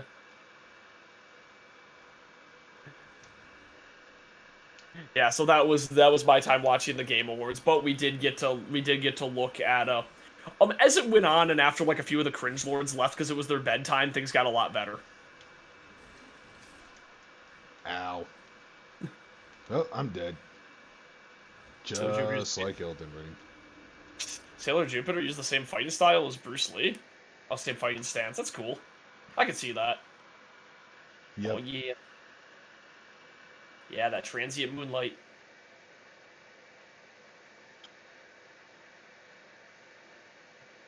Ground pound your mom deep within. Okay, I'm Virgil bored. I know hates there was a mothers. lot of news, and I skipped all of it because I would rather play Persona. Yeah. That's part of the reason. Let's see, what else happened? There was a lot of shit that happened. We talked about Bill Clinton. Yeah, talking about Bill Clinton. There's a lot. Oh yeah, Yuji Naka's in jail for insider trading. We already covered that. Once. Yeah, let me just Bill see. Clinton is Sonic the Hedgehog, because my favorite moment was when Sonic looked at the camera and said, "I did not have sexual relations with that chipmunk." You can ask Ken Penders. You can ask Ken Penders about that. I think I can do a pretty okay Bill Clinton impression. And if things don't go your way, just keep complaining until they do. That's pretty lousy lesson. Hey, I'm a pretty. I'm Oh a pretty yeah. lousy president. Oh, yeah, I might as well go down the winners of the Game Awards. Oh, the player's voice. You probably were furious about the player's voice thing. No, just confused. Why is Genshin Impact allowed to be part of that when that game is more than a year old? I guess it's different rules for live service games because they give them like a 3-year like leeway for some reason. I was looking that up. Live service these nuts in your mouth. Yeah, and like, I mentioned this online. Like, why is this game eligible for that award? He goes, I don't know. Why Final Fantasy 14 win 2 awards? Like, because it was best ongoing game, and the game has like a celebrated dev team that has never had like any major issues like since release. Like, the release was bad, but Realm Reborn like fixed the whole game, and they have like just amazing, yeah, like support. It's like, so it's gonna win the best community support every year. Arcane won best adaptation, which, hey, it's probably good. I don't know. I really liked Cyberpunk. But I've yet to see a single episode. Even though everyone told me it's really good. I don't want to because I just really hate Riot Games. Yeah, that's the fucking. Oh well. Hey, at least Sonic Prime is coming out in a couple of days. I can't wait to play that. Oh yeah, watch it. Oh, some guy named Ludwig Agren won Creator of the Year when Nebulin was up for it. When Nebulin definitely should have won. Because he's the guy who was doing like the best gaming news for like a decade and just retired this year because he didn't want to like deal with Twitter anymore. Best esports game, who cares? Best fighting game was Multiverses. Yeah, with the roster this year, I was saying DNF Duel, but like I get it. Nobody plays DNF Duel. Yeah, that's the problem. Nobody plays DNF Duel. But and I haven't played Multiverses in a while, so I guess nobody plays Multiverses either. I haven't played it either. I've been playing Rumbleverse mostly as a multiplayer chill game. I had to hop back into Rumbleverse. What the fuck? Yeah, fuck yeah, let's play Rumbleverse. Okay, well, you can play Rumbleverse. I don't feel like turning on my PS4. Also, I think I haven't even updated my credit card yet, because I didn't want to pay for online if I'm not using it. Did they announce a Hades 2? Oh yeah, they announced Hades 2, and I was convinced that it wasn't, because I'm like, Supergiant Games doesn't make sequels. Or Supermassive Games doesn't make sequels. Like, why would that be? It's got to be like a successful. No, you were right Hades. the first time. Supergiant. Supermassive is the Until Dawn guys. I get them confused so often. I know. I'll just play some fucking Hades then, because I haven't beaten that game. Hades fucking rules. And hey, if you want to just experience the story, they have God mode, which just makes everything do like 10% of the damage it normally does. Oh, really? Yeah, there's a God mode in the menu. Oh. Yeah, it's straight up called God mode, and that's their version of easy mode. I'm on the fence on doing it. Yeah, no, that's totally fine. I think that the storyline is much stronger if you struggle to get out of Hades. Now, there's probably going to be a stupid person who's going to be like, wait, you play RPGs on easy mode, but I thought you like Elden Ring. Yeah, I support the director's vision. Yeah, plus it's a multiplayer. Plus it's a fucking multiplayer game that's actually kind of sort of pretending to be a single player game. It's kind of exactly. weird. So, Yeah, but best strategy game was Mario and yeah, Rabbids. I played Persona 5 on safety mode. I don't give a fuck. Yeah, single player. Who's it hurting? Who's it? Oh. Yeah, who's it hurting? Who you hurting? So the big one that was like that got people upset, and I agree, is Xenoblade 3 was utterly robbed in the soundtrack category. Almost every Japanese game is robbed from the soundtrack. That's true. No, God of War 1 and that game has like its soundtrack is like an hour and a half long at most, and the game has Dude, that ambient soundtrack music. is probably nothing more than orchestral vocal chord shit. It's nothing cool. Pretty much. And then you look at Xenoblade 3 and it's like fucking people going nuts on flutes and like guitars and stuff. Yeah, I showed you a few of the songs. You know about like Xenoblade 1 Yeah. music. Yeah, and goddamn, and Sonic Frontiers, holy shit. Sonic Frontiers had good music too. It wasn't even nominated. That chill music, and then when you get to the supersonic fights, welcome to the mind of a different kind. I'm hanging on to the other side. And I'm like, what is this? The pain away, my medicine. Bayonetta 3 won Best Action Game, which I'm looking at what their I gotta look at what their competition was. One sec. What is their criteria for some of these games? Oh yeah, I also mean, picked I up will Steins say- Gate Elite because people keep telling me Steins Gate is like the best thing ever, and I keep trying to get into it. But holy shit, is Rentaro full of autism? Okay, so okay, you know what? Yeah, this was why the hell did Call of Duty get nominated for Best Action Game? Oh, Yeah, I okay. did hear Modern Warfare 2 is a little bit better. Okay, but whatever. I It didn't don't win a care. single thing, so who cares? It's just good for the Skullman meme. But Neon White, which I've heard good things about Neon White's gameplay, but like everybody seems to universally hate the storyline. Actually, let me do cares? one stage of Katamari Damacy because that game Yo. is pretty therapeutic. Katamari's the fucking, but that's a chill game, man. So The yeah, last there's also time I an got- indie game where it's soccer, but you play as alpacas. Oh, that sounds cute. Yeah. Okay. So the category, the nominees for action game were Bayonetta 3, Call of Duty, Modern Warfare 2, Neon White, Sifu, and Shredder's Revenge. Honestly, I would say Sifu probably deserved to win, but Yeah. Bayonetta 3 has great gameplay too. So regardless Sifu of what has people better say, gameplay.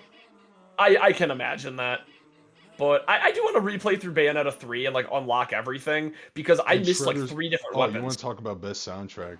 You're getting snubbed the best soundtrack. How about the fact that Shredder's Revenge probably wasn't even nominated? Oh, of course not. Best soundtrack, and it had the Wu-Tang. These fucking white people. Man, I remember when the first Spike TV Game Awards show came up, and I talked to my friend, and he hated that show so much. And this is what he said at the end. Yeah. He said, "Yeah, this is what happens when you let people vote." Yeah, I do love that Kent Brockman clip of I say it before, I'll say it again. Democracy just doesn't work. I never played any of the Gungrave games. I heard Gungrave is pretty cool, but I've also heard mixed things, so I don't even know. Yeah, the anime was kind of weird. Yeah, I heard it starts off really good, and then it's kind of like abandons the plot and does something else. Well, here's the thing. It's told in flashbacks, so they set up the fact that it's that there's weird fantasy sci-fi elements. But then the flashbacks are like a rags to riches followed by betrayal storyline that's pretty grounded. Okay. Weird. I think that's what people didn't like. It's like because they got in for like I want over the top like craziness. Why is this pretty normal? Also, Wooly keeps fucking getting his bear. Wooly keeps confused. Oh wait, was I not supposed to get the bears? Oh yeah, you have to try and get the biggest bear. Oh, okay. Yeah, I do remember that the cow I did pretty good on this one, but the cow one like kicked my was awful because I got really big, like just big enough to to get like the biggest cow, and then I accidentally ran over a tiny cow in the process. Yeah, it's one of those missions. I think bear and cow are the ones where you have to roll up only one. I just want to make another goddamn star, nothing else. Yeah, stars rule. So, anyways, yeah, I think the character's name, the one Brandon. Yeah, his name was Brandon Heat, was it? Oh my god, great it was. Name. He gets portrayed by Harry I want to say his McDowell. It's definitely not McDougal because that's a character from Outlaw Star, and I'm going to go on a limb and say Wooly has never seen a single fucking episode of Outlaw Star. Yeah, I could see that. Because he never grew up with Toonami, so he never got to see why Outlaw Star is better than Cowboy Bebop. Man, It's like, Cowboy Bebop's got jazz, a mature story, and I'm like, yeah, but does it have a muscular cat girl voiced by Rogue from X-Men? No, it sure doesn't. 0 out of 10. Which makes Star it has it. Yeah, there was an anime I was talking about recently that I absolutely love and I should rewatch. Is on Nobunaga. Man, Windsor and I had a drinking game saying, hey, drink every time there's an anime about the Edo period. And then he's like, yeah, take 2 shots if Nobunaga is involved in some way. Yep. Oh, no, I think you'd probably love Nobunaga. Because it's an anime about a kaiju fangirl who inherits the spirit of Nobunaga that takes the form of a giant minigun that has like 12 bandoliers in it. And she has to join a organization of... Yeah, she then joins an organization of people who have inherited the souls of famous historical figures, and it will always like manifest as a weapon. Yeah, so they can battle aliens. And so her team is the Sir Isaac Newton girl who stomps people, Mecha Gandhi, Jack the Ripper, one dude who makes no sense because he inherited the reincarnated spirit of this one World War II photographer whose name escapes me. But it's the problem that the guy would have been alive when that photographer was alive, so it makes no sense that he would have been like the reincarnation of it. Okay, that's a collision detection bug right there. Yeah. Oh yeah, the collision in the first game is kind of wonky. Like, I just picked up a cake and it's like hovering an inch away from my Katamari. Oh yeah, that happens all the time. But yeah, I need to. I kind of wish they would re-release We Love Katamari, because I think We Love Katamari was kind of a more balanced game. Like, this game's wonky, but it's still a lot of fun. Yeah, I got it for like $7 on sale. Hell yeah! And I got Duke Nukem for like $2. Oh yeah, Dookie Nukie. Doug hug him. I would kind of love a. I can never decide how I would want like a new Duke Nukem, but I kind of think that like Gianni like Mandrella's whatever his like meme personality of being like this overly positive but really dumb guy is pretty fun. Like, the only thing stronger than my gun is my love for my homies. So I want him to either be a stupid himbo or like action movie machismo, but everyone's like embarrassed by him, but he just gets everything done all the time, but they're kind of embarrassed that this dumb guy is always able to outshine them, so nobody wants him to succeed for that reason. Yeah, it could be a satirical take on why these old action movies are still fun to watch. Yeah. Like everyone will be like a Kai Lang character and is so furious that people like Duke more than him. Oh my god, Kai Lang. Kai Pussy Lang. I can't wait for Wooly to get to the Citadel attack scene with him. Man, by the way, is Thane alive in his playthrough? I don't know, I haven't been watching. Oh god, I hope he is. Did you ever watch that video of that guy who tried to beat Mass Effect while having as few friends as possible? Yes, I did, and wow. That Citadel party is so good! The ending, though! Like, it makes no one was alive to fix the ship! There's like 3 people on this massive ship, it's great. Yeah, Sifu was like nominated for Best Fighting Game, because the Game Awards doesn't know what fighting games are. Because of course they wouldn't. And look at all those penguins. Hell yeah, penguins. Well, speaking of penguins, yo, newest chapter of Chainsaw Man. I'm caught up on Chainsaw Man. I actually just finished reading the new chapter while we were on while we were fixing the technical difficulties. Okay. Yeah, I noticed. By the way, so I'm gonna assume that the artist has a businesswoman suit fetish. Yeah, he does. I need to read Fire Punch. That's his It's a good manga fetish to core. have. I mean, yo, they eatin'.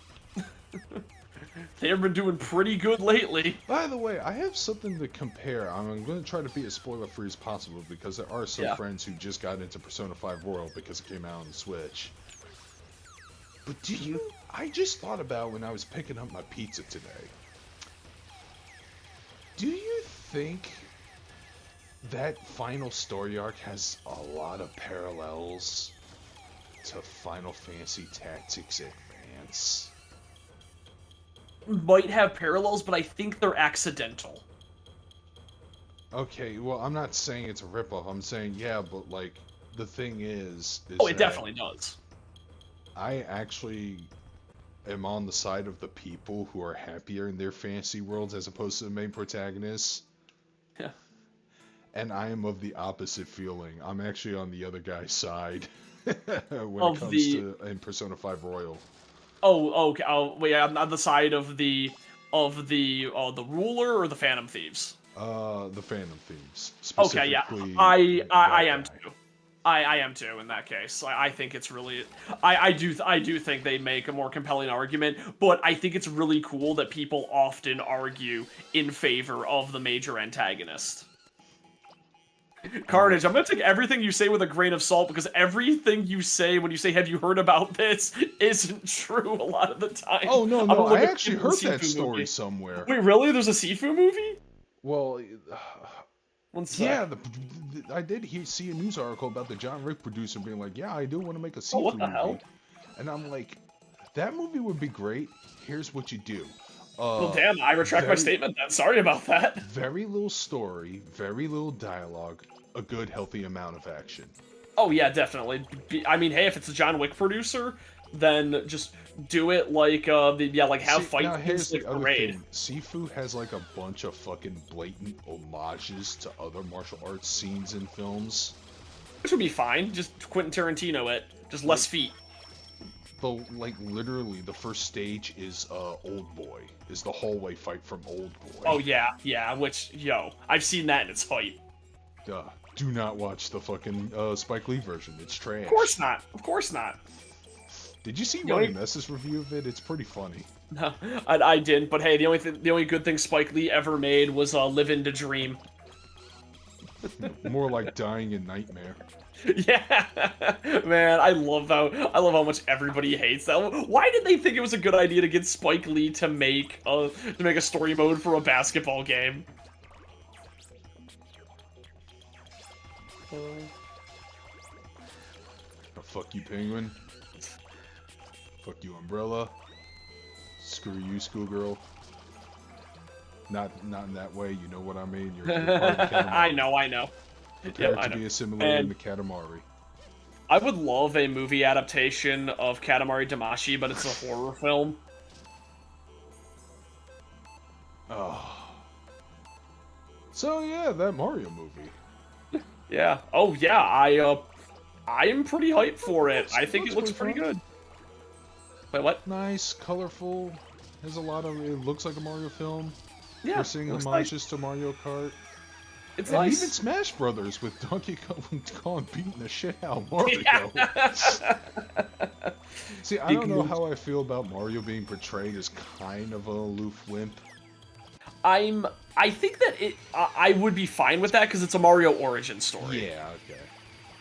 And like I made this prediction in, well, you can't watch this video right now because Al's channel's gone, but But hopefully you'll upload on your channel soon. I will. I wasn't sure if he sent me that video or his video explaining things, but yeah, I'll repost the Mario thing. No, I See think if he sent you the video explaining shit. But but he put that on Facebook anyway, so I'll have to look and see what video it was. But... Okay, but yeah, please get that video up because I hate lost media rule. You know how Oh yeah, we've exactly. discussed that like dozens of times already. Exactly. And Al's got a bunch of old videos and rants that are unarchived, and the archive Yeah. channel that we still don't know anything about Yeah, yeah. hasn't uploaded in like 6 years, so it hasn't even been doing its job. I think one of my favorite conversations I had with Al was he goes like, all the time I'll stumble across a video like, whatever happened to Big Al? And he'd be like, I'm right here. Oh, I'm pretty sure I got that response a few times. Yeah. So whatever happened to Darkscream? It's like, I'm here fucking your mom. Yeah. Oh, I'm your new father. But my mom's Exactly. dead. Will I use the power of the Necronomicon to resurrect her? And then took her out on a date, and things got a little sloppy from there. And more like the Necromamicon.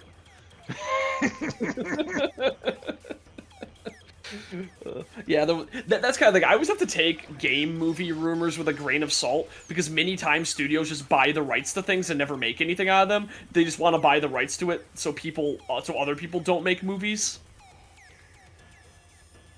And that's how we ended up with weird shit like BioShock that was in development hell forever, and then became a movie. But BioShock became a movie called The Cure for Wellness. Huh. Which is really weird, and I guess the movie sucks. Yeah, apparently. I do remember this mission was actually really hard for me. Oh shit. I can't even. All the screaming. Oh, god damn it! I lost track of where the blocked off area was. It's like in the city on top of that hill. Yeah, I think you have to go through the. You have to go like along the soccer field to get there. Oh. Oh, like, fuck. Katamari's wild because I always feel like I'm about to lose. Then within the last minute, I grow like 2 meters. Like, oh yeah, it's much easier to grow when you don't have when you don't have any like anything to stop you. Yeah, I think you have to get enough to go through the fence. You just go over the fence and then through the hole in the wall at the soccer field. I was trying to get through the fence, but it wouldn't let me. Or I think you just go up the wall, maybe, because the Katamari can, like, climb up a wall, like, to a certain degree. Katamari's wild. I feel like, other movies that were just in a weird development hell forever. Let's see. Hey, well, it's not a video game movie, but Robotech is probably holding a record. Oh, yeah. Yeah.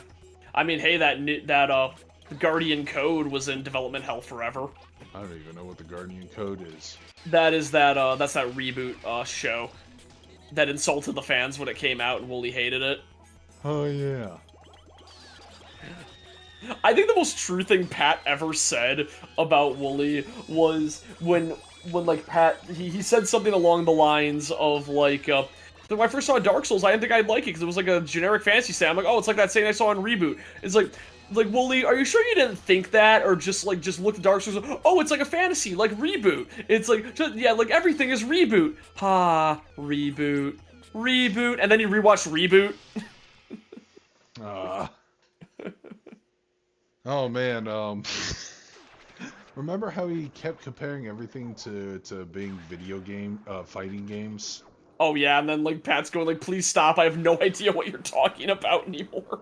It's like, ordering a fast food meal is like video games. I just want to keep going. Yeah. Kind of like how they made fun of what's his face? Fuck it, let's play Hades right now. How they made fun of David Cage saying blank is the failure of the game overs are failure. Oh god. Game design. I think we're having some stream issues again. Oh god damn it.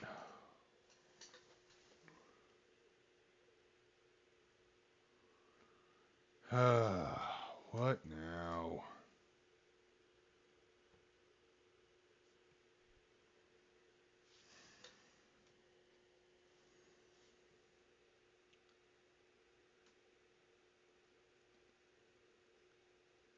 Oh, okay. Well, wait. I think it just caught up.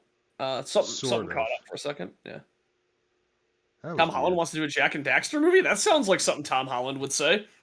I did love the discussion on Castle Super Beast where they were saying at one point in Spider-Man No Way Home Tom Holland was fighting like a green screen ball, and he's going like, "So who am I fighting right now?" It's like, "Tom, we can't tell you that because you'll spoil it."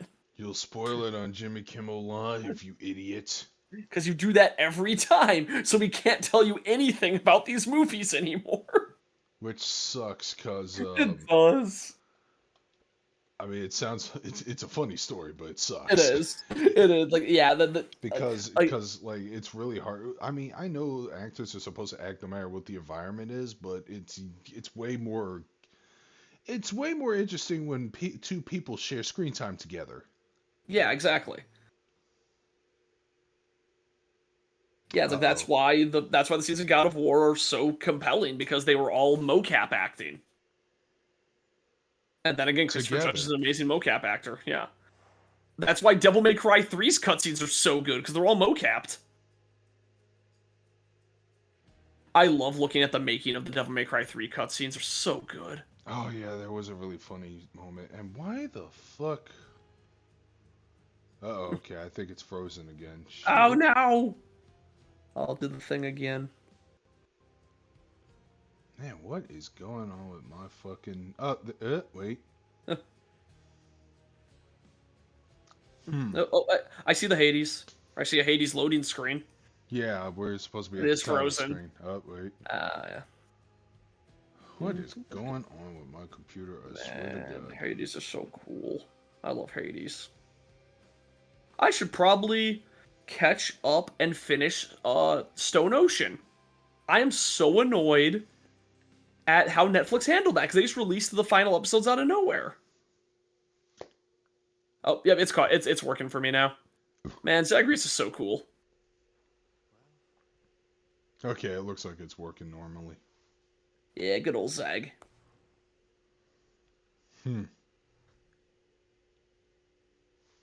I did go shopping today and got a bunch of food, so that feels good.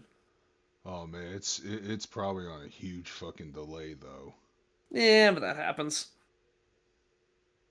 Does it though? Well, yeah.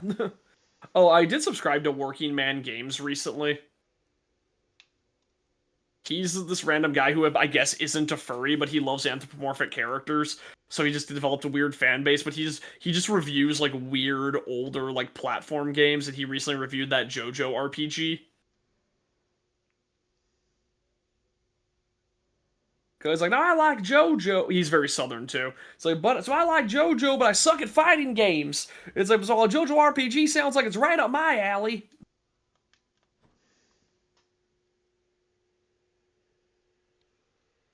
And it turns out because he didn't understand how a lot of the systems worked in the game, he reached Dio and couldn't defeat him, because Dio was just one-shotting everybody. Jesus, man. Hold on, let me see what's going on with OBS this time. Oh, nobs. Damn,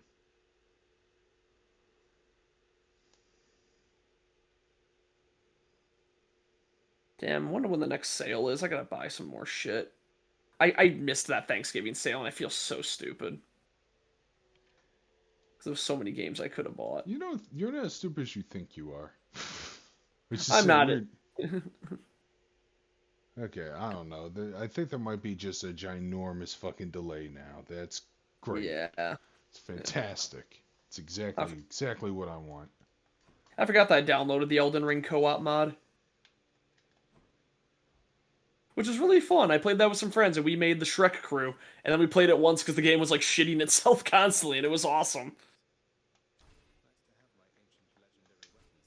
Because we would just hang out, and we were just kind of walking around, and then random buildings would explode because all of the destructibility would go off simultaneously. Awesome. Awesome McPawsome.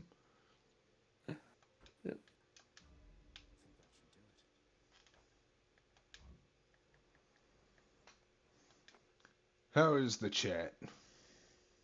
Nothing's been said since Tom Holland wants to do a Jack and Daxter movie.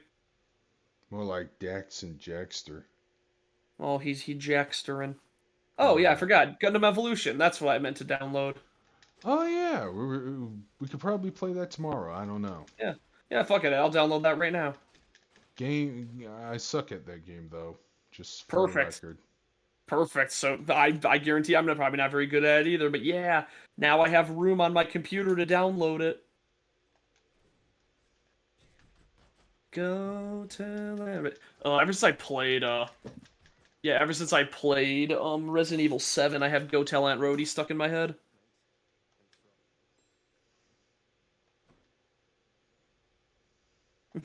Damage resistance plus 20, yep. I never finished Skelly's quest. I need to do that. Skelly's quest is crazy, and you have to like do a bunch of like weird. You have to do a bunch of like crazy difficulty yeah options. But yeah, I did pretty much everything else in the game. I maxed out like everyone else's stories, got their items. I should hop back into this game. I was having a lot of fun, especially when you get the fully awoken versions of every weapon, like the Lucifer gun. Yeah, Lucifer. Did you ever get the different versions of the spear from yeah, from Achilles, or not yet? I don't know, man. It's been like over a year since I played this game. Okay. Okay, fair enough. Yeah, because Achilles tells you. Okay, I think it's after you actually get to the surface, because in order to awaken it, he goes, "Hey, I have a quest for you. Could you use this version of the spear and then get to the surface with it?" And then it unlocks like some crazy shit. And yeah, it's a pretty fun, yeah, fun gimmick. Oh yeah. Oh, that's my favorite, the Daedalus Hammer.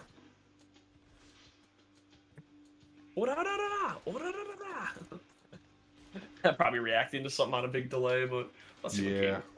Oh yeah, I have Hollow Knight. I'm gonna download Hollow Knight too. Cause I never even played Hollow Knight. I also have Dead Cells. And I bought Bug Snacks when it was on sale. I never played that game either.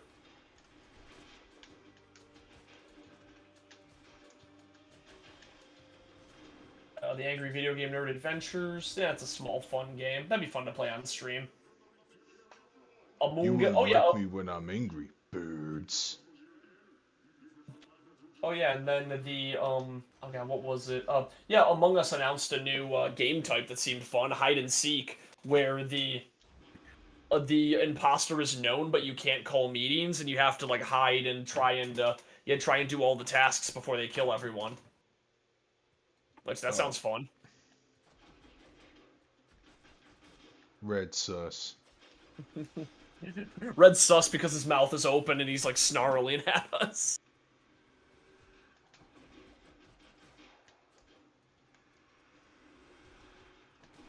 Oh man, you're like currently building the my like favorite build, because like Poseidon is my favorite god. He has some really cool synergies.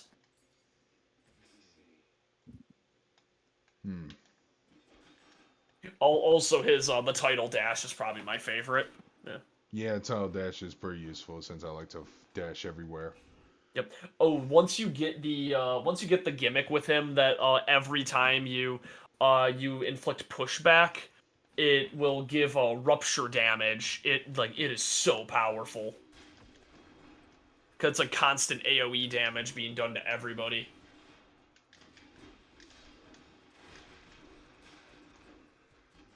Yeah, you get the yeah. My favorite build to kind of go with is the actually, do you have the equip thing where fighting enemies that have debuffs on them does more damage, or did you take the other one? I can't, like I said, it's been forever. Okay, fair enough. I remember that was my favorite. I would just constantly have debuffs on all my foes. So like everybody would be slowed down and taking lightning damage and ruptured. We're gonna have the happiest Christmas since Bing Crosby did this with Daddy fucking K. Oh, it's this guy. Sisyphus. Oh yeah, what a Sisyphus. Well, you call me a beep. Oh yeah, Sisyphus has a weird has like a very odd like a side quest if you give him a lot of pomegranates.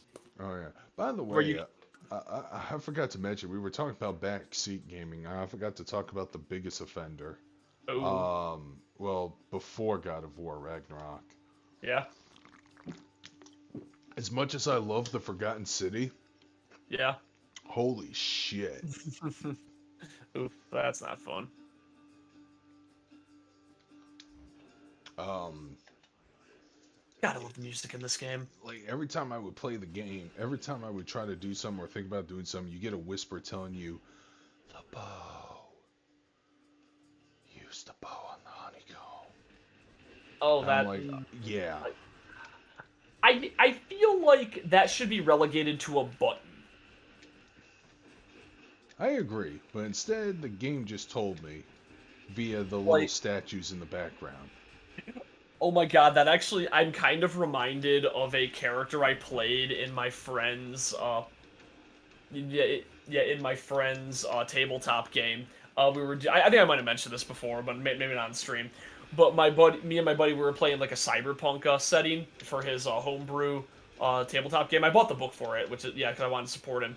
But there's a stat in the game called divination, where you kind of can role play that you're getting, like, when you roll divination, you're like talking to spirits, or you're like doing something vaguely supernatural to give you to give you like to like kind of like give you information you wouldn't otherwise know. So in the cyberpunk setting, my character, he had a dead family who he believed lived inside his neural implant. So whenever I roll divination, I go, I'll consult my cyber ghost family. And then, and when I use that, I use an ability that lets me materialize a hand, like, at a distance and interact with an object like I'm touching it. So I opened a door from the inside. So I use my cyber ghost to tell me where like the unlock is. And if you just go like cyber ghost, I'm like, oh yeah, my character believes his dead family lives inside his implant. And then it's like, because he was not prepared for me to explain it that way. And the people I was playing with are, we should probably keep an eye on Jason's character. Nice. He was fun to roleplay. Just got this gruff old man who was kind of like. Almost sounds like Bionic Commando rearmed. You know what? A little bit, but like the joke is my guy was actually crazy. Oh. He just believes that his family is talking to him. Sounds less interesting. If he's just crazy. I mean, hey, like, you know what? You can interpret it whichever way you want. He can be crazy, or it could be legit, and he could actually have ghosts in the machine. So hey, yeah, depending if I want to like play with that character again, maybe he won't be crazy, and maybe it will be. Maybe he actually will be like a weird cyber necromancer. It wouldn't be any weirder than half the other shit characters can do in that game. And he is like a cleric, basically. Oh yeah, speaking of which, I'm actually, hey, I can say it here because, unless you'd want me to like maybe do like a one-shot with the group sometime, if they ever want to like do just kind of a goofy D&D one-shot, because I have a fun idea for for one. Oh yeah, what's that? So, I mean, I'll spoil the whole idea here, but basically there's a boss fight I've been wanting to do forever. I might have already told you about it and just forgot. If I told you about the warehouse idea or no? I don't think you did. Okay, so my idea is I want to do like a little one shot, and in the case of this one, the basic story is that they befriend a wizard. She gets drunk one night. When she wakes up, her spellbook's gone. And she says, well, hey, and then she gets framed for a robbery. And it says, well, clearly you casted knock or something, or a teleportation spell to get inside the safe and steal all the money. And she goes, I don't know any of those spells, and if you get my spell book back, you can prove that I don't know those, but you'll have to get it back while I'm in custody. So, and it goes, they can't be destroyed by traditional means, so it's probably in that house outside of town that if you leave things in overnight, they disappear. And so you go there, and then once nightfall hits, you find her book, but then the house comes to life and like starts. The house like springs to life and is like a giant mimic. And the thing I want to say is, as the moonlight hits the rafters, the items in the house lurch forward, the doors open, the windows crack to appear like teeth. It truly is a warehouse. Oh, that's awesome. Roll for initiative. No, we're probably we would have gotten a Sailor Moon Yu Yu Hakusho crossover a long ass time ago Yeah. because they were married for a long time. Now instead, we're gonna get Sailor Moon, and the creator of Yu Yu Hakusho is gonna get playing to Dragon Quest. Yep. Ugh. Yeah, I was a dick that day when I showed my friend that he was on hiatus again. Hiatus X hiatus. Yup. Yeah, you'd probably want to save your money so you can buy stuff from Sharon instead. Sharon? Further? Sharon Osbourne. Oh, ew. I want to mod this game to replace Sharon or Chiron. How do you pronounce the name of the guy who runs the boat at the River Styx? Karen. Okay, Karen. Oh no, he's the original Karen. Gotcha. You know what's really oh god, it's a spoiler, but in the Forgotten City, there is a character who's like, well, my name is it's Karen, and one of the dialogue choices is, oh, so those internet memes really ruined that name for you, huh?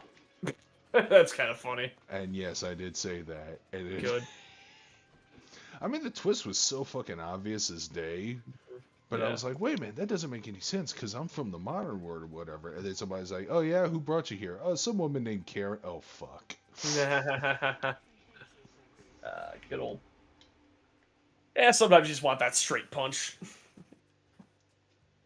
That was actually the thing that threw off a few of my players, is that I don't like to go for like a big twist, because I think some of them end up being too obvious, and a lot of it like has you like... a lot of it like involves you like hiding information from the players. It's like sometimes I just go for the straight punch because then everyone expects there to be a twist, but then there's not. But then like the thing that's legit is usually sometimes cooler. So, I have been watching wrestling. I've just been watching memes about wrestling. I still need to see the latest Botchamania. I know that I watched it because that one got. That one got taken down, and then he uploaded a new one, so I don't know what the original one's differences were. But I do know that happens all the time with Botchamania, because I do, like, hey, I had a random clip of the Yeti in my Nuzlocke highlights that I put in there for context. That it wasn't even any audio, it was just a footage of the Yeti walking down the aisle, and I got copyright struck by WWE. Yeah, they would do that. Thankfully, it was only blocked in like Saudi Arabia, so who cares? Oh no, my Saudi prince fan is not going to be able to see it now. And even if he did, he would fight for fair use like a good person instead of being obedient. I think it was like it was Giant Bomb had a weird letter from the son of a Saudi prince who said, "Hey, I was planning to buy you a bunch of like high-level graphics cards, but my dad found out and said I should be better with my money." That's nuts. Yeah. It's like, damn, dude. Man, reminds me of that time when Gabriel Iglesias is like, yo, man, you got a gig opportunity to perform for a prince. Purple Rain? No, I mean an actual Saudi Arabian prince. What prince? What Saudi Arabian prince? Like, yes, I like the humor of Gabriel Iglesias. Like, what? I don't know. Somebody who actually has taste because he's pretty funny. I know, but like, I feel like a lot of his humor is like heavily based in American culture and like Hispanic culture. Yeah, fair enough. Like, that feels like it'd be weird. Like, I don't know. But then again, I guess because of how global American pop culture is, like most other countries, like, yeah, we know they all have their own version of The Simpsons. And I do know a few of them have had a hell of a time trying to deal with with a lot of the puns the show has. So, did Hell of a Boss Season 1 finally aired? Wait, you mean Has-Been Hotel?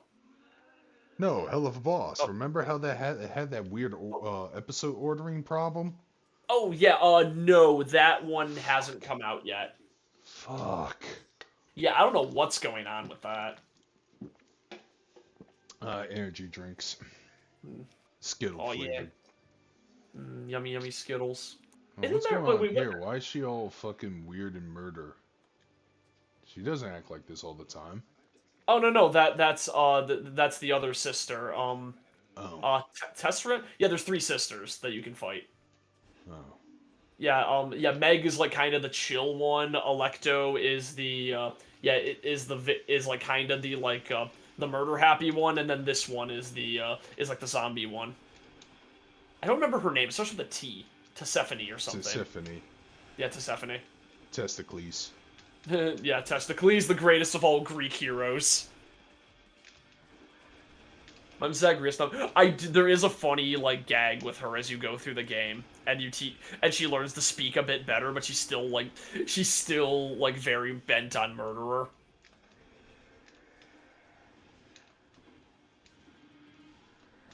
Yeah, she's actually one of the easier ones to fight, I think. I think Meg is actually like the hardest to fight.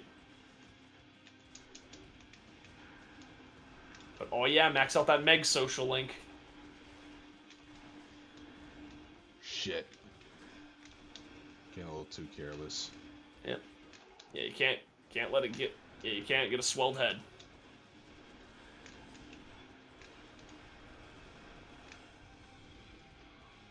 I do remember it was wild seeing people beat this game in one run. Like the very first run that you're like not supposed to be able to beat Hades at. Like just beating the game without dying. There we go. Yeah. Yeah, fuck her up.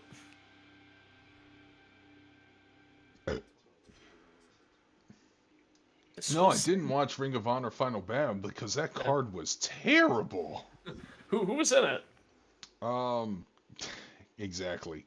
Okay, that's all needs to be Chris said. Jericho beating up everyone in Ring of Honor, including CM Punk's greatest enemy, Colt Cabana, because he's a petty bastard.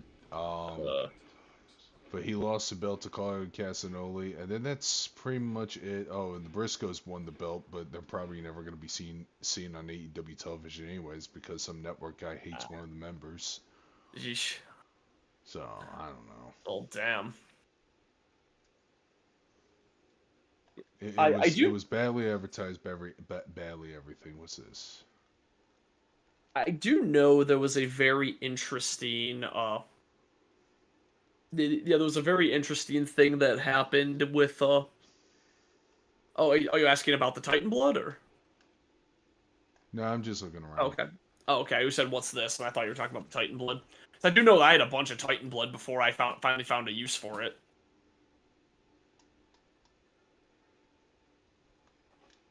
I forgot what I was saying. Yeah, Ring of Honor, Chris Jericho, Danny Briscoe. Yeah, I lost it. Oh no, that's what I was thinking about. I do like that as this game goes, there's a particular there's a particular upgrade you can get that every time you die in a room, you get an extra life and it recovers a third of your health, but it recharges every room. But you can also get the one that you can keep upgrading that you just get 4 lives when you max it out. So once you hit a point, it's like, oh, do I want 4 lives or do I expect to die multiple times? So I have effectively infinite lives, but I have to beat the room and I can't die twice in the same room. Do I say hi, Mark? Or do I say hi, doggy? Ooh. Oh, hi, doggy. That dog was weirdly... Man, Pat and Wooly were talking about dogs who knew who that can act. Yeah. But they didn't mention the doggy from The Room because apparently, according to Greg Sestero, that dog is usually more rambunctious and energetic, but he was actually calm and quiet for his scene. Oh, what a good dog. For a crappy movie. Yeah. Actually, wait, no, I'm not sure if that's right, because I remember in the Disaster Artist, Greg mentioned they shot that scene, and they shot it several times, and the take they used was when Tommy noticed that the dog was there, said, oh, hi, doggy, then continued the scene, because they just didn't notice the dog was there for the first few takes, he was being so polite. So I don't think the dog was usually rambunctious, I think it was just kind of a chill dog. But, no, or maybe still multiple takes. Yeah, exactly. So yeah, what a good dog. More professional than all the actors in the movie. I love that they kept Chris R on set, even though he had nothing more to do because they already shot his scene. Wow, they completely. I remember they doctored that in the film where he showed up like once, and then they see him at the premiere, and it's like, "Hey, aren't you Chris R?" Yeah, yep. Good old Chris R. Mm. Man, this feels weird because I'm used to playing the game with a mouse and keyboard. So like seeing the way you move, I'm like, man, my Zagreus doesn't move like that. It's like, oh yeah, because I was playing on mouse and keyboard. Yeah, Keyblade Warrior. Mouse and keyblade. Yeah, How's the keyblade item in it's pretty OP'd in Rumbleverse. Yeah, I thought I was just gonna say Rumbleverse. That's what I've heard. Which that's a cool system.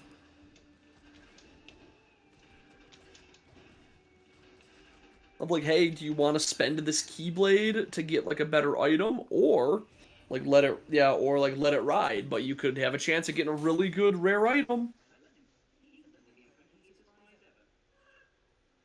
Maybe there's a chest. Hmm.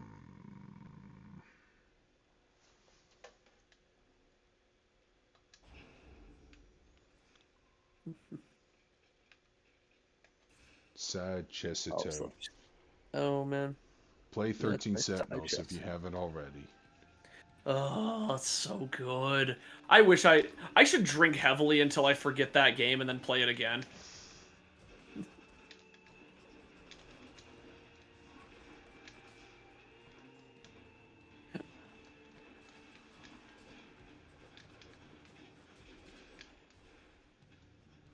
Uh-oh. Where'd you go? Who? Oh yeah. Oh, yeah. Yeah, I do remember I like Hermes, but if I remember correctly, I don't think he has any abilities that that synergize with anyone else. But hey, having extra dashes was always super nice. And having abilities that give you more attack based on speed. Man, I still don't know what game to play next, man. I got Soul Hackers 2, SMT 5, fucking Valkyria Chronicles 4, which an RPG nobody makes anymore like that these Yeah. days. Yep. Ys 8. I know I'm I going to be would playing Persona 5 Strikers on Christmas Day. Yep. Just I'm roll gonna. a dice, man. Yeah, I don't listen to the dice, dude. Okay. Ooh, let's see. Battle Rage sounds pretty hype. Oh yeah, Battle Rage is fun. I'll rage on these balls. Get a pair of balls. You can't do shit without your balls. Zeus, I demand the weed of Olympus! You will not get that, Chris. Do not deny me my doobie! Uh, Oh no, I'm dead. I love that. Oh, well, shit. Well, no, I defied it. Oh, good. Oh no, I'm dead again. Well, never mind then. Death defied. Are you Medusa? What? Oh, I'll have to see what you're looking at. Yeah, there are Medusa fights. Yeah, there Oh are yeah, I Medusa totally enemies. forgot. One of your allies is a fucking weird Medusa head. Yeah, she's my favorite. Okay, actually, I do know that if you talk to her about it, she basically implies that you're racist.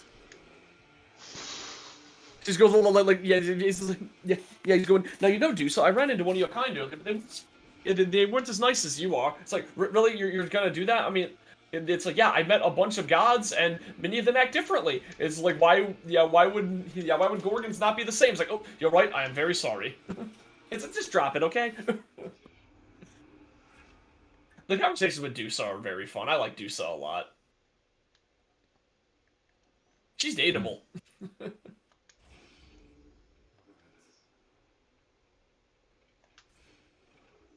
Do do do do do do do. Bored as hell. Got Do-do-do. news. Ugh. Yeah, it's been a while. It's been a wild month. Yep. It's been a wild 2022, but I'm in a very Yeah. festive Christmas mood. Yep. I need to think of what to get people for Christmas. I'm so bad at buying. Just When I buy know people what to gift buy cards. somebody, I know, but I really like buying people gifts because when I eventually settle on something, it's usually really good, and I'm good at buying gifts for people. But like finding something, it's always a pain. Just give Al a copy of Persona 5 Royal and tell him to Oh play no! good Oh, games for oh, once. oh no! I already bought Al a gift. Oh, fuck. Yeah, it should be here in like a week. He never watches my stream, so he might as well tell me. Just in case somebody else tells him. Oh, right, snitches. Uh, Hey, I got a gift I for him. A copy and I'm of usually Punch Out for the Wii. and I'm usually a very I do bring that up to him a lot. He gets so annoyed. Know what? No, he could say no. I totally made that video. It just got lost with my channel. Just like the video photos of you being blackface Mr. Popo. Yeah, I have tried to do that to him recently. It's been fun. Gaslight is so awesome. Oh damn! Sometimes. I should have done that to him when you know what, he stayed the night at my house, but I was pretty tired. I wasn't really prepared for it. Damn, I should have brought it up then. Oh well. I think I'm gonna die soon. Oop. Oh no. Yep. Oh well, that was fun at least. Yeah. Godhood gain damage resistance to 22%. Neat. Oh yeah, I forgot. That's how God mode works. The more you die, the stronger you get. Okay, that's nice. Yep. Oh, thoughts on the puke kiss from Chainsaw Man? I'm happy they didn't like. Okay, they did blur it out. It is like way more gross in the manga. Oh, what happened with the puke kiss? I What is mean, that? are you aware of this? You might as well just tell me. It might Okay, actually so compel me to read. Not that I have a thing for it, it's just that sounds yeah. funny. Okay, so basically, Denji, the main character, he has the like as the series goes on, he just has like the lowest, like he has like these very simple dreams that he thinks he'll never achieve. Like, man, maybe one day I'll be able to eat a sandwich. Or maybe I'll have a girlfriend that I'll play games with and like cuddle and she'll tell me goodnight. And there's things like I want to have a first kiss. And so he goes to a work party, and one of the girls gets absolutely shit-faced, and she mentions to him like, "Hey, if we make it out of this job alive, I'm gonna give you a kiss." So at the work party, when she's drunk, she's like, "Hey, Denji, remember that kiss I promised you? Come here." Just grabs him, starts kissing him, and he's like, "Oh, this is kind of nice. Oh, it's warm. Oh, is there her tongue? Oh, wait, that's not tongue." And it zooms out, and she threw up in his mouth.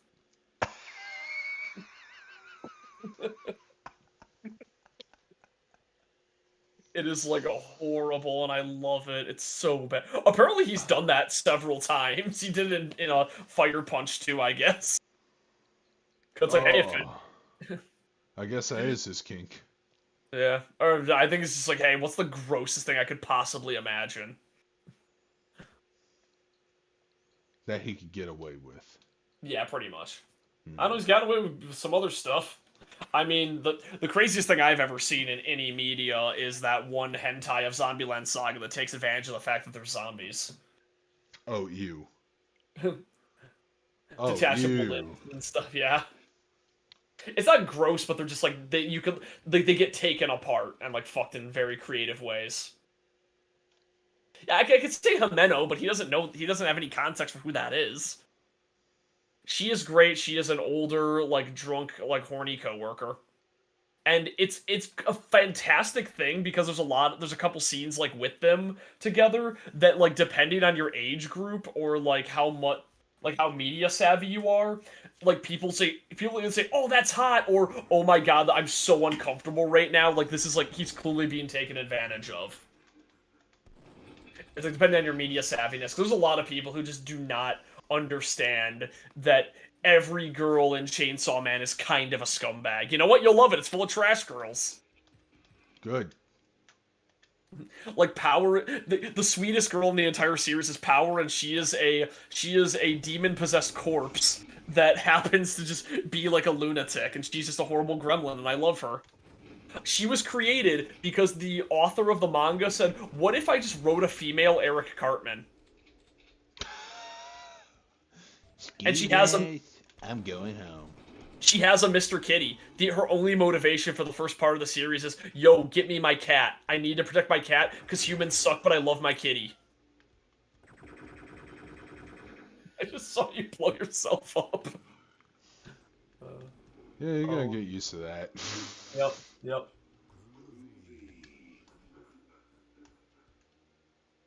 No. I'm gonna download Snoot game right now.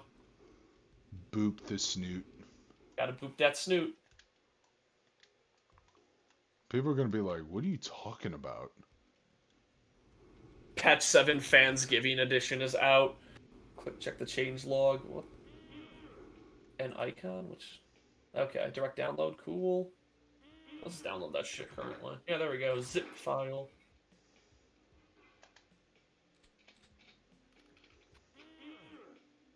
Uh-oh. Mm. Should probably do something about that. Nah, it's fine.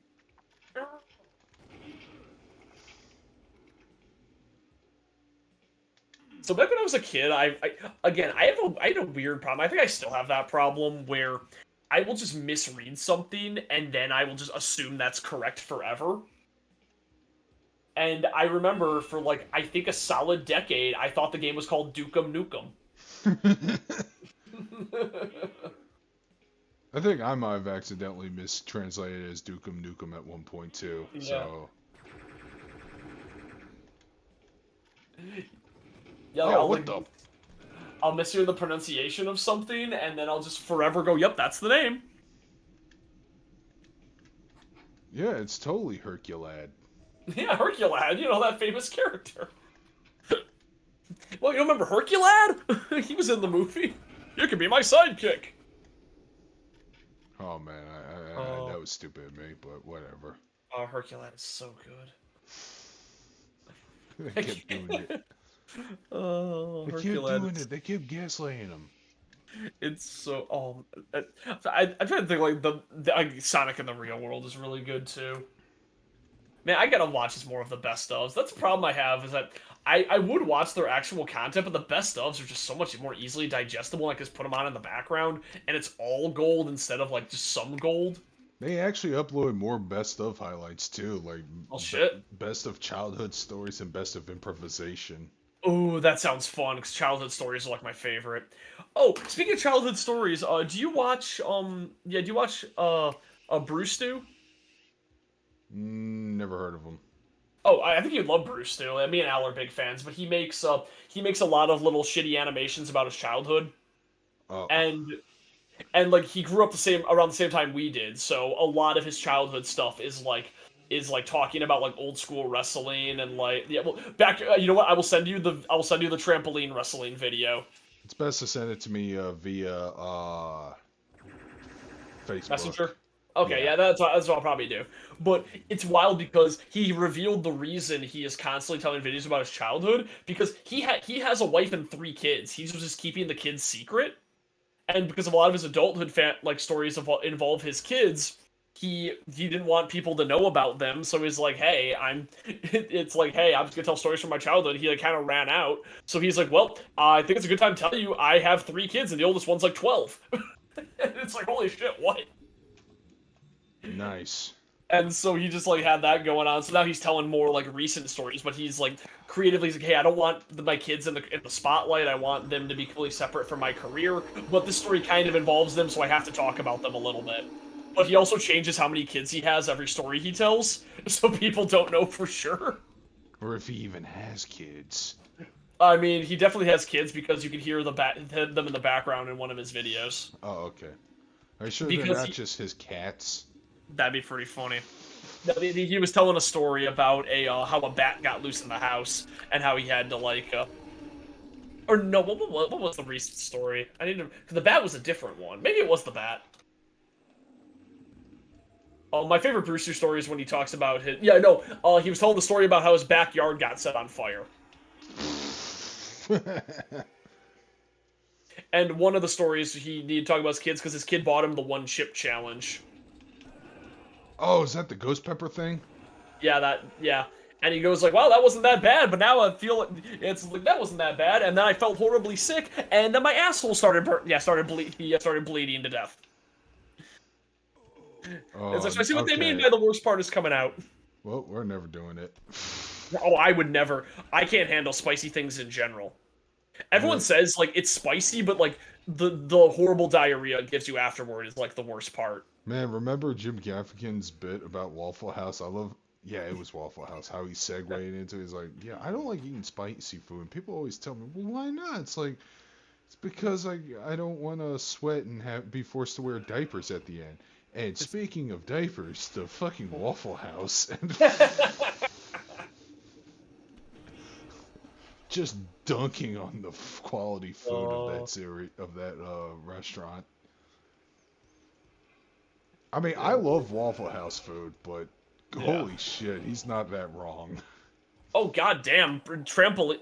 Yeah, trampoline wrestling has Oh, I oh, used to trampoline wrestling, and it was yeah. stupid. Okay, never mind. There's two videos. There's trampoline stories, and then there's kid wrestling. So I'll bring up kid wrestling, but damn, trampoline has 22 million views. Dude, oh man, what's a really good trampoline story? I think I gave my friend CTE. Jesus.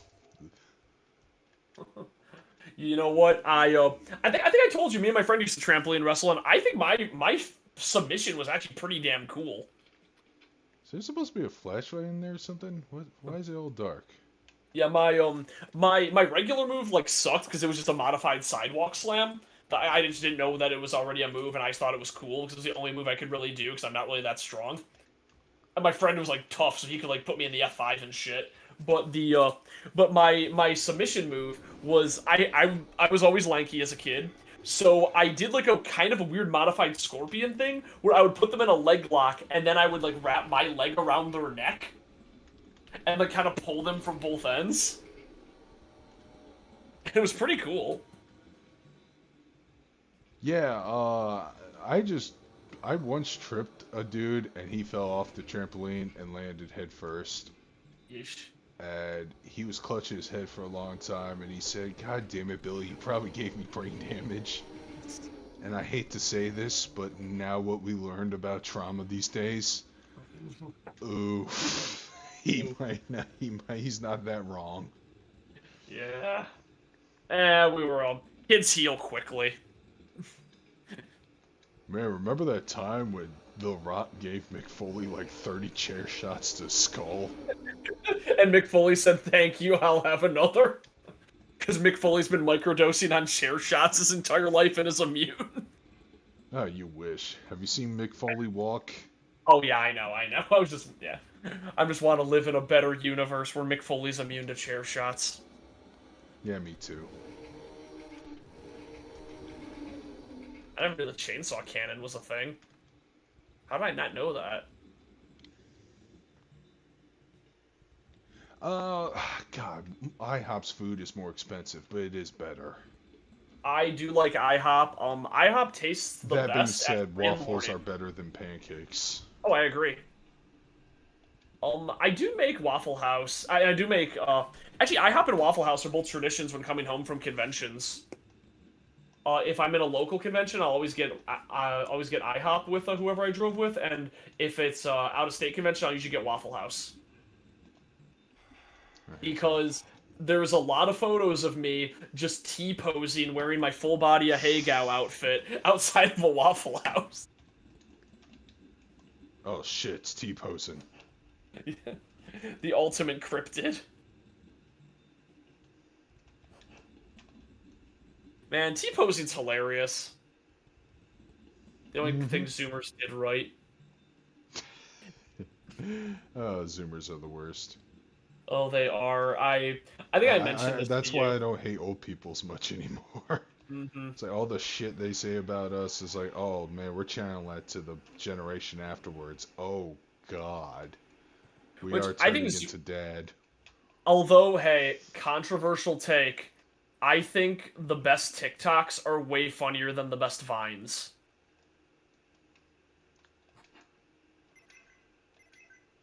That is a brutal take, but I don't disagree with it that much. Yeah, like I thought Vines were really bad because I think the worst millennial humor is worse than the worst Zoomer humor.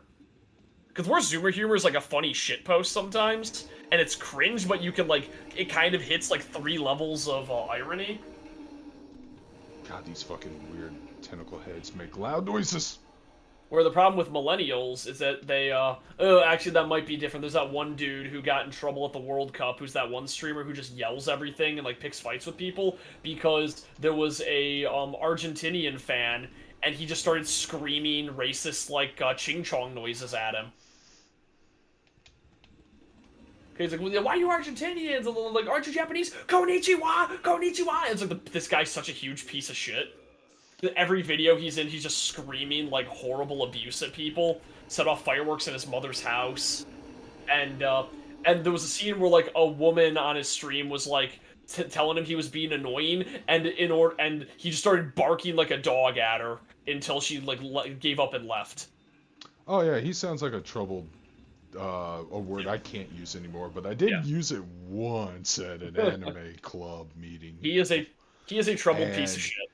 And my friend had like the most shocked Pikachu face he ever had when I said, "Oh, don't pay attention. Don't mind our treasure. He's just being an aspie right now." And he's like, and everyone kind of laughed, but he had to pull me to the side and go, "Dude, you said something really fucked up just a second ago." I go, "I did?" Oh no. This was my Randall porch monkey moment. Oh no. That happened to me once. Oh god. I have so low health. Fuck it, I'm just gonna Leroy Jenkins it. Yep. That is a hard question. If they made a Duke Nukem movie, who would play Duke? John Cena. I think yeah, fucking got it in one. You got it in fucking one. Damn, question over. Question solved forever. John Cena. Just have him do a John St. John impression. Yeah, you probably do it. Oh, and I'm drowning. Great, I don't even have enough oxygen to progress through this area. Wait. What? Okay, at least. Okay, come on. Oh, fuck off! I tried to kick it. It didn't work.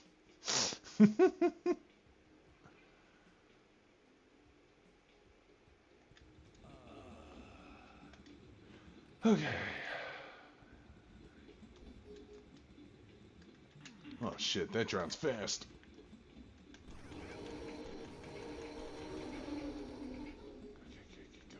I got a surface. Well, that led to nowhere. Why did I even go there? Fuck, I'm lost. Am I still here? Yeah, I don't know, maybe.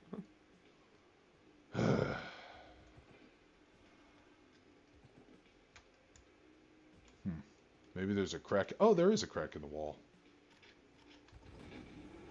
Oh! I just see if this is the same character I'm thinking of. Oh, there's another crack in the wall.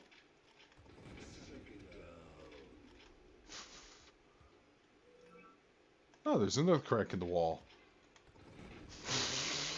Crack all them walls. Cracker. My cracker. A secret place. Your mom's bedroom. That's not a secret place. Everybody knows that place. Everyone's been there.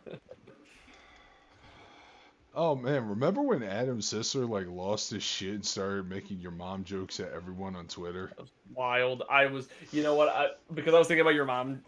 I'm reminded of I'm just thinking about that Roddy Dangerfield bit where it's like I hopped in a taxi. I said take him to a place to show me a good time. Took me to my house. And then, so why take me here? I know your wife. So why? Everybody knows your wife. Ah. How about you and me get out and have a good time? I can't. I have to teach a class. Well, why don't you come back to me when you got no class?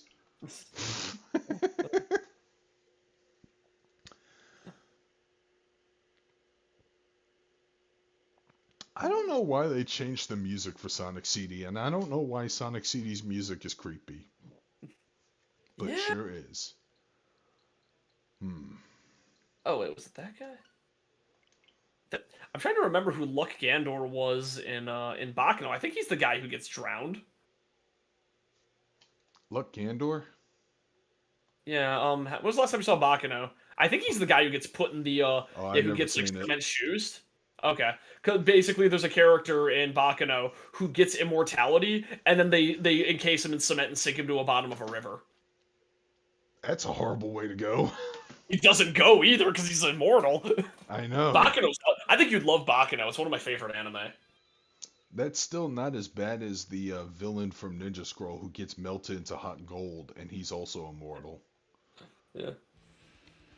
Yep. Oh, it's such a man. Dying while you're an immortal sucks. Like, and cars eventually stopped thinking.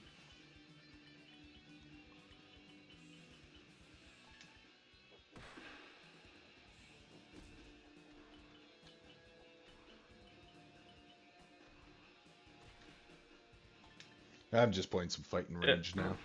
Nice. I'm just trying to remember who this guy was now, and I feel stupid. Yeah. Okay. I think that's the thing. He keeps saying how he cheats death, and then eventually he gets. I think that's what happens to him.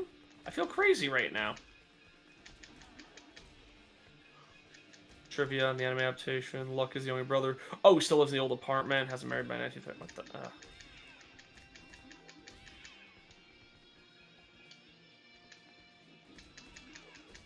Oh, wait, yeah, I totally... Never mind. Yeah, I said something in a tweet, and I'm like, oh, wait a minute, that's the wrong character. It was his brother who gets fucked up.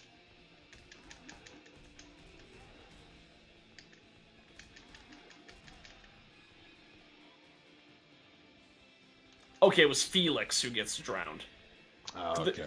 There's way too many people who get... There's way too many people who are immortal in Bakano, and I can't keep track of them all.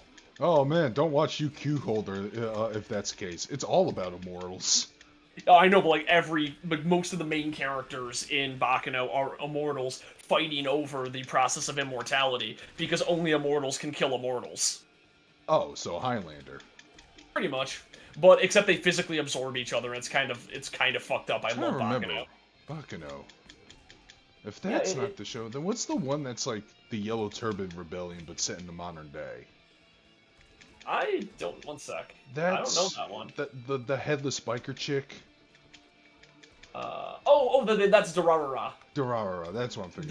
They're part of the same They're the same universe. Oh, that explains it. Two characters from Bakano actually show up in Durarara, and it's the best episode because Durarara kind of sucks in the end. But remember the creepy message of Sonic CD? I don't remember what the creepy message was, but I remember the weird Sonic face. Yeah, it was some weird Italian-looking, not Mario. Yeah, it was Mario and Sonic did the fusion dance and became the worst thing ever. It looked like the Iron Sheik. Yeah. Fuck Eggman! Like, break it! You spinball his back, make him humble! Got to go fast! Fuck you, Amy! Speaking of, I forgot to mention, Sonic fans are eating tonight. They're eating well because apparently they're getting some updates for Frontiers, and one of them is going to be, hey, playable campaigns of Tails, Knuckles, and Amy soon. Yeah, that's cool. Yeah, that's my favorite thing that gets added to games is new playable characters. It's a good way to test what works and what doesn't work in case they do fucking bend the knee for a Sonic Adventure 3. That's why I really wanted the Ladies' Night DLC for Devil May Cry 5. Although... That's bullshit. They should have had it.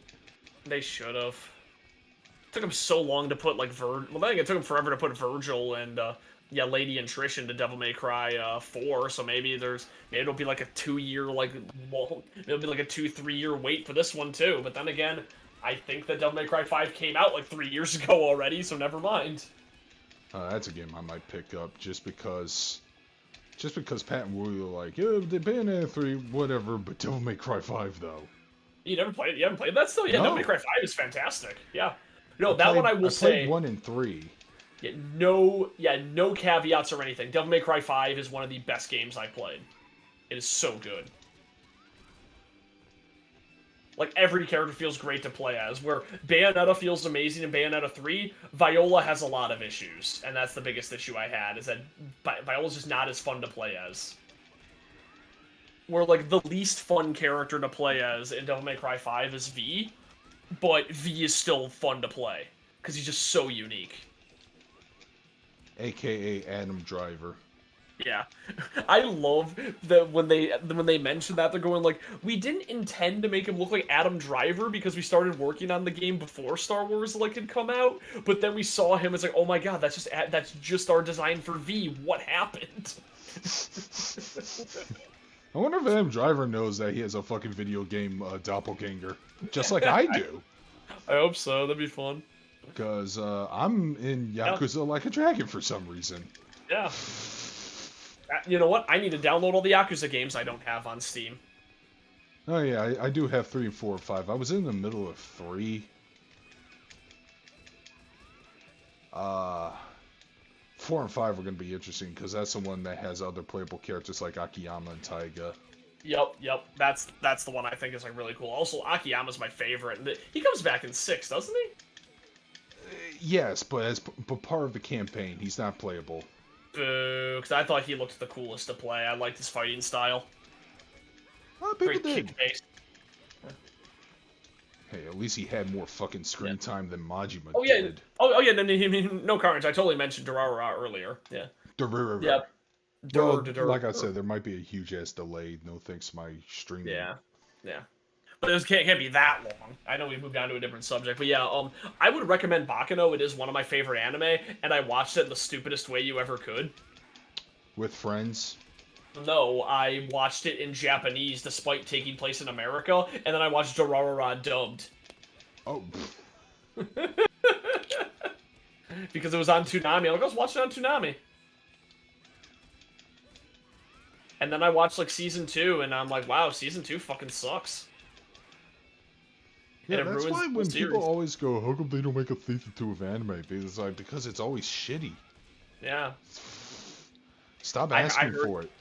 I heard that's the issue with, Devils Apart Timer. I saw a guy cosplaying Mao at Youmacon. I'm like, yo, like, so hey, Season 2 came out, I haven't watched it, how is it? He goes, it's pretty good for what it is. Oh, no.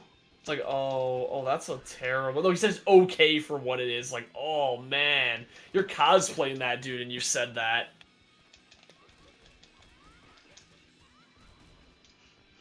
Oh, no. I wonder if it's a case where maybe it's actually good, but, like, we just remember the original series being better than what it was. And I did see Devil's Part-Timer. Yeah. I remember I enjoyed it. I thought it was fun. See if I can time my parry. Yeah. There we go. Yeah, this game has third strike parries in it. It's really good. Oh, God, yeah. Fighting Rage is so fucking fun. That is one of the goofier things in Bayonetta 3. Yeah, is the way Viola plays. She does her witch time based off of a parry instead of a dodge, and her parry fucking sucks. But you can equip the Muna Mahakala on her that you can then have 2 different parries, and the Muna Mahakala is a better parry than her default parry. So I just started doing that. Oh damn! I need to take a mental note on that when I can go back on that game. Yeah. For the other Bayonettas, because the Muna Mahakala is in all of them. Oh. And it's generally considered the best weapon you can get because it's a third strike parry that gives you like a cool like shield that blocks the enemy's attack completely and does quite a lot of parry damage to them. Like all the top players use it when they're like doing crazy combo videos. It's like the Wonder Guard, which I did not use nearly as much as I should have in Wonderful 101, but yeah, I'll when I go through on the game, I'll do that. I use Ukemi like crazy because I love Ukemi. Also, it made it impossible for me to die in several fights when I was playing on stream. I would get smacked around in Ukemi every single time. God, whenever I get to those two, that's when I get my ass kicked in Score Attack. General Tygar and what's her name? Yep. The Linda Lash parody. Yeah, but if you get your ass kicked, might be a good time to call it. It's fine now. I already got my ass kicked. Yep. Okay. Um, there was one other thing I want to talk about like, oh yeah, nobody talks about Kobayashi's Dragon Maid, but I don't think it's because it's bad, is it? With season 2 or it's Yeah. because of season 2. Here's the problem. Kobayashi's Dragon Maid, it developed a fan base that didn't realize how horny and like irreverent the main source material was. So when season 2 came out and was horny and irreverent, they all hated it. So people who wanted a horny, like lighthearted anime didn't like season 1 because it was like kind of too like sweet and pastel. And like Oh. the people who are like, I like the heckin' wholesome anime that has like like nice lesbian representation, really liked season 1, but then they hated season 2 because it has like an opie lolly in it. Good. We finally chased them out. It was great. I actually enjoyed that because I was reading the manga, like, you know how horny this thing is, right? It's like, no, it's so good, it's so good. Yeah, it's such good representation. Like, no, the only reason every character's a girl is because the author's horny. Like, don't pretend this is anything but horny bait. Yeah, this isn't positive. Let's be honest, and that's the reason why Bayonetta will never get it with Jean, because can you name any, except for maybe H and Aika? Can you name any adult lesbians in Japanese fictional media? Oh, I know I can think of one in particular. Shit, I know one I definitely know of, and I'm trying. Their name escapes me now. Especially in anime and shit. Yeah, I know. That's exactly what I'm thinking of right now. Let me go through my anime list one sec. Oh, I feel crazy now because I guarantee I could come up with this. Let's see. That's actually the thing. I guess like in Japanese culture, it's generally considered a normal part of growing up to have a crush on the same sex, but they view it as childish if you don't like outgrow that and marry and go hetero when you're older. So they encourage people to be gay when they're younger, as far like from what I can tell. That's So it's like, yeah, kind of weird and fucked up, but okay. That's why you don't see many adult lesbians or gay people in anime. Let me see here. Yeah, I could not find that many. Shit. Samurai Flamenco, I guess, has a couple, but I Oh, didn't watch Samurai Flamenco. man, like I said, I haven't seen that show once it Oh, jumped the shark.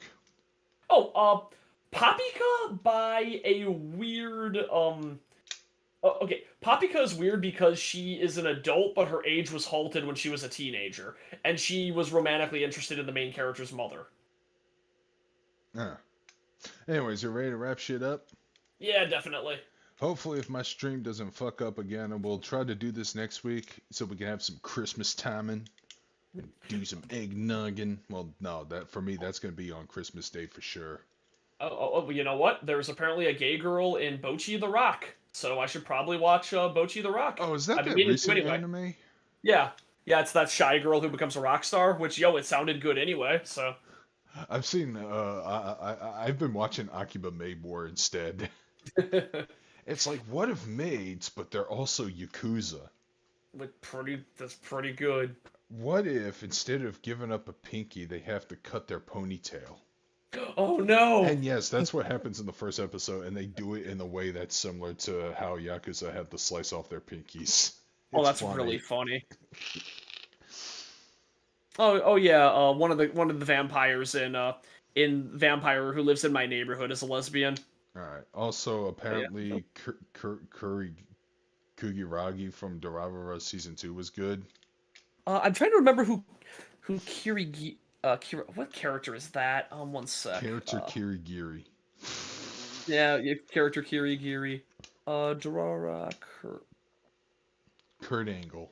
Kuragi. What the hell? Oh no, that character fucking sucks.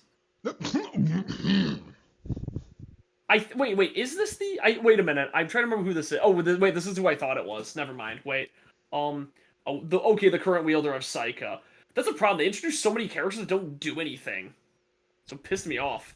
Okay, no, the girl I was thinking of was the Monster Mask killer, who is introduced and then just kind of does nothing and falls out of the story despite having killed people. Alright.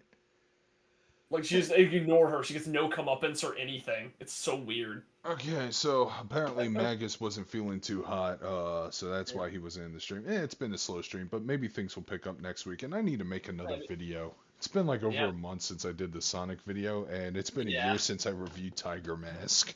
Yeah, so hey, reviewed that Maid Wars or whatever. Maybe I should. Or maybe review Sonic Frontiers. I actually want to do like a Clemp style video for it because I have a lot of complicated thoughts about it. Oh hell yeah, that'd be awesome. But I need to pay an editor really good, and I need to record footage and. Yeah, I can see why editors get paid so much. Editing is hard work. Yeah, I know, and God, you saw how my computer farted today. There's no way I can handle high level shit. Yeah, my computer's pretty damn fast, and I have 2 screens, and I'm having a hard time like editing because I gotta add a meme here, gotta add an effect here, gotta do this. And I'm like, oh god, this is taking so long, like 2 hours, and I only chopped off like maybe like a half hour from my stream. Dude, I spent like 6 hours editing my fucking Green review, which doesn't look like it took that long, but it did. Yeah. Anyways, I'll catch you guys later. This is Darkscream signing out. Oh no, hi Kimmy, bye Kimmy. Oh fuck. We were just about to end the stream in 10 seconds. Yeah, alright. So Squiggleton signing off. Take care, everybody. We'll see you next week, maybe. Good night. That'll handle the SOBs. Jason.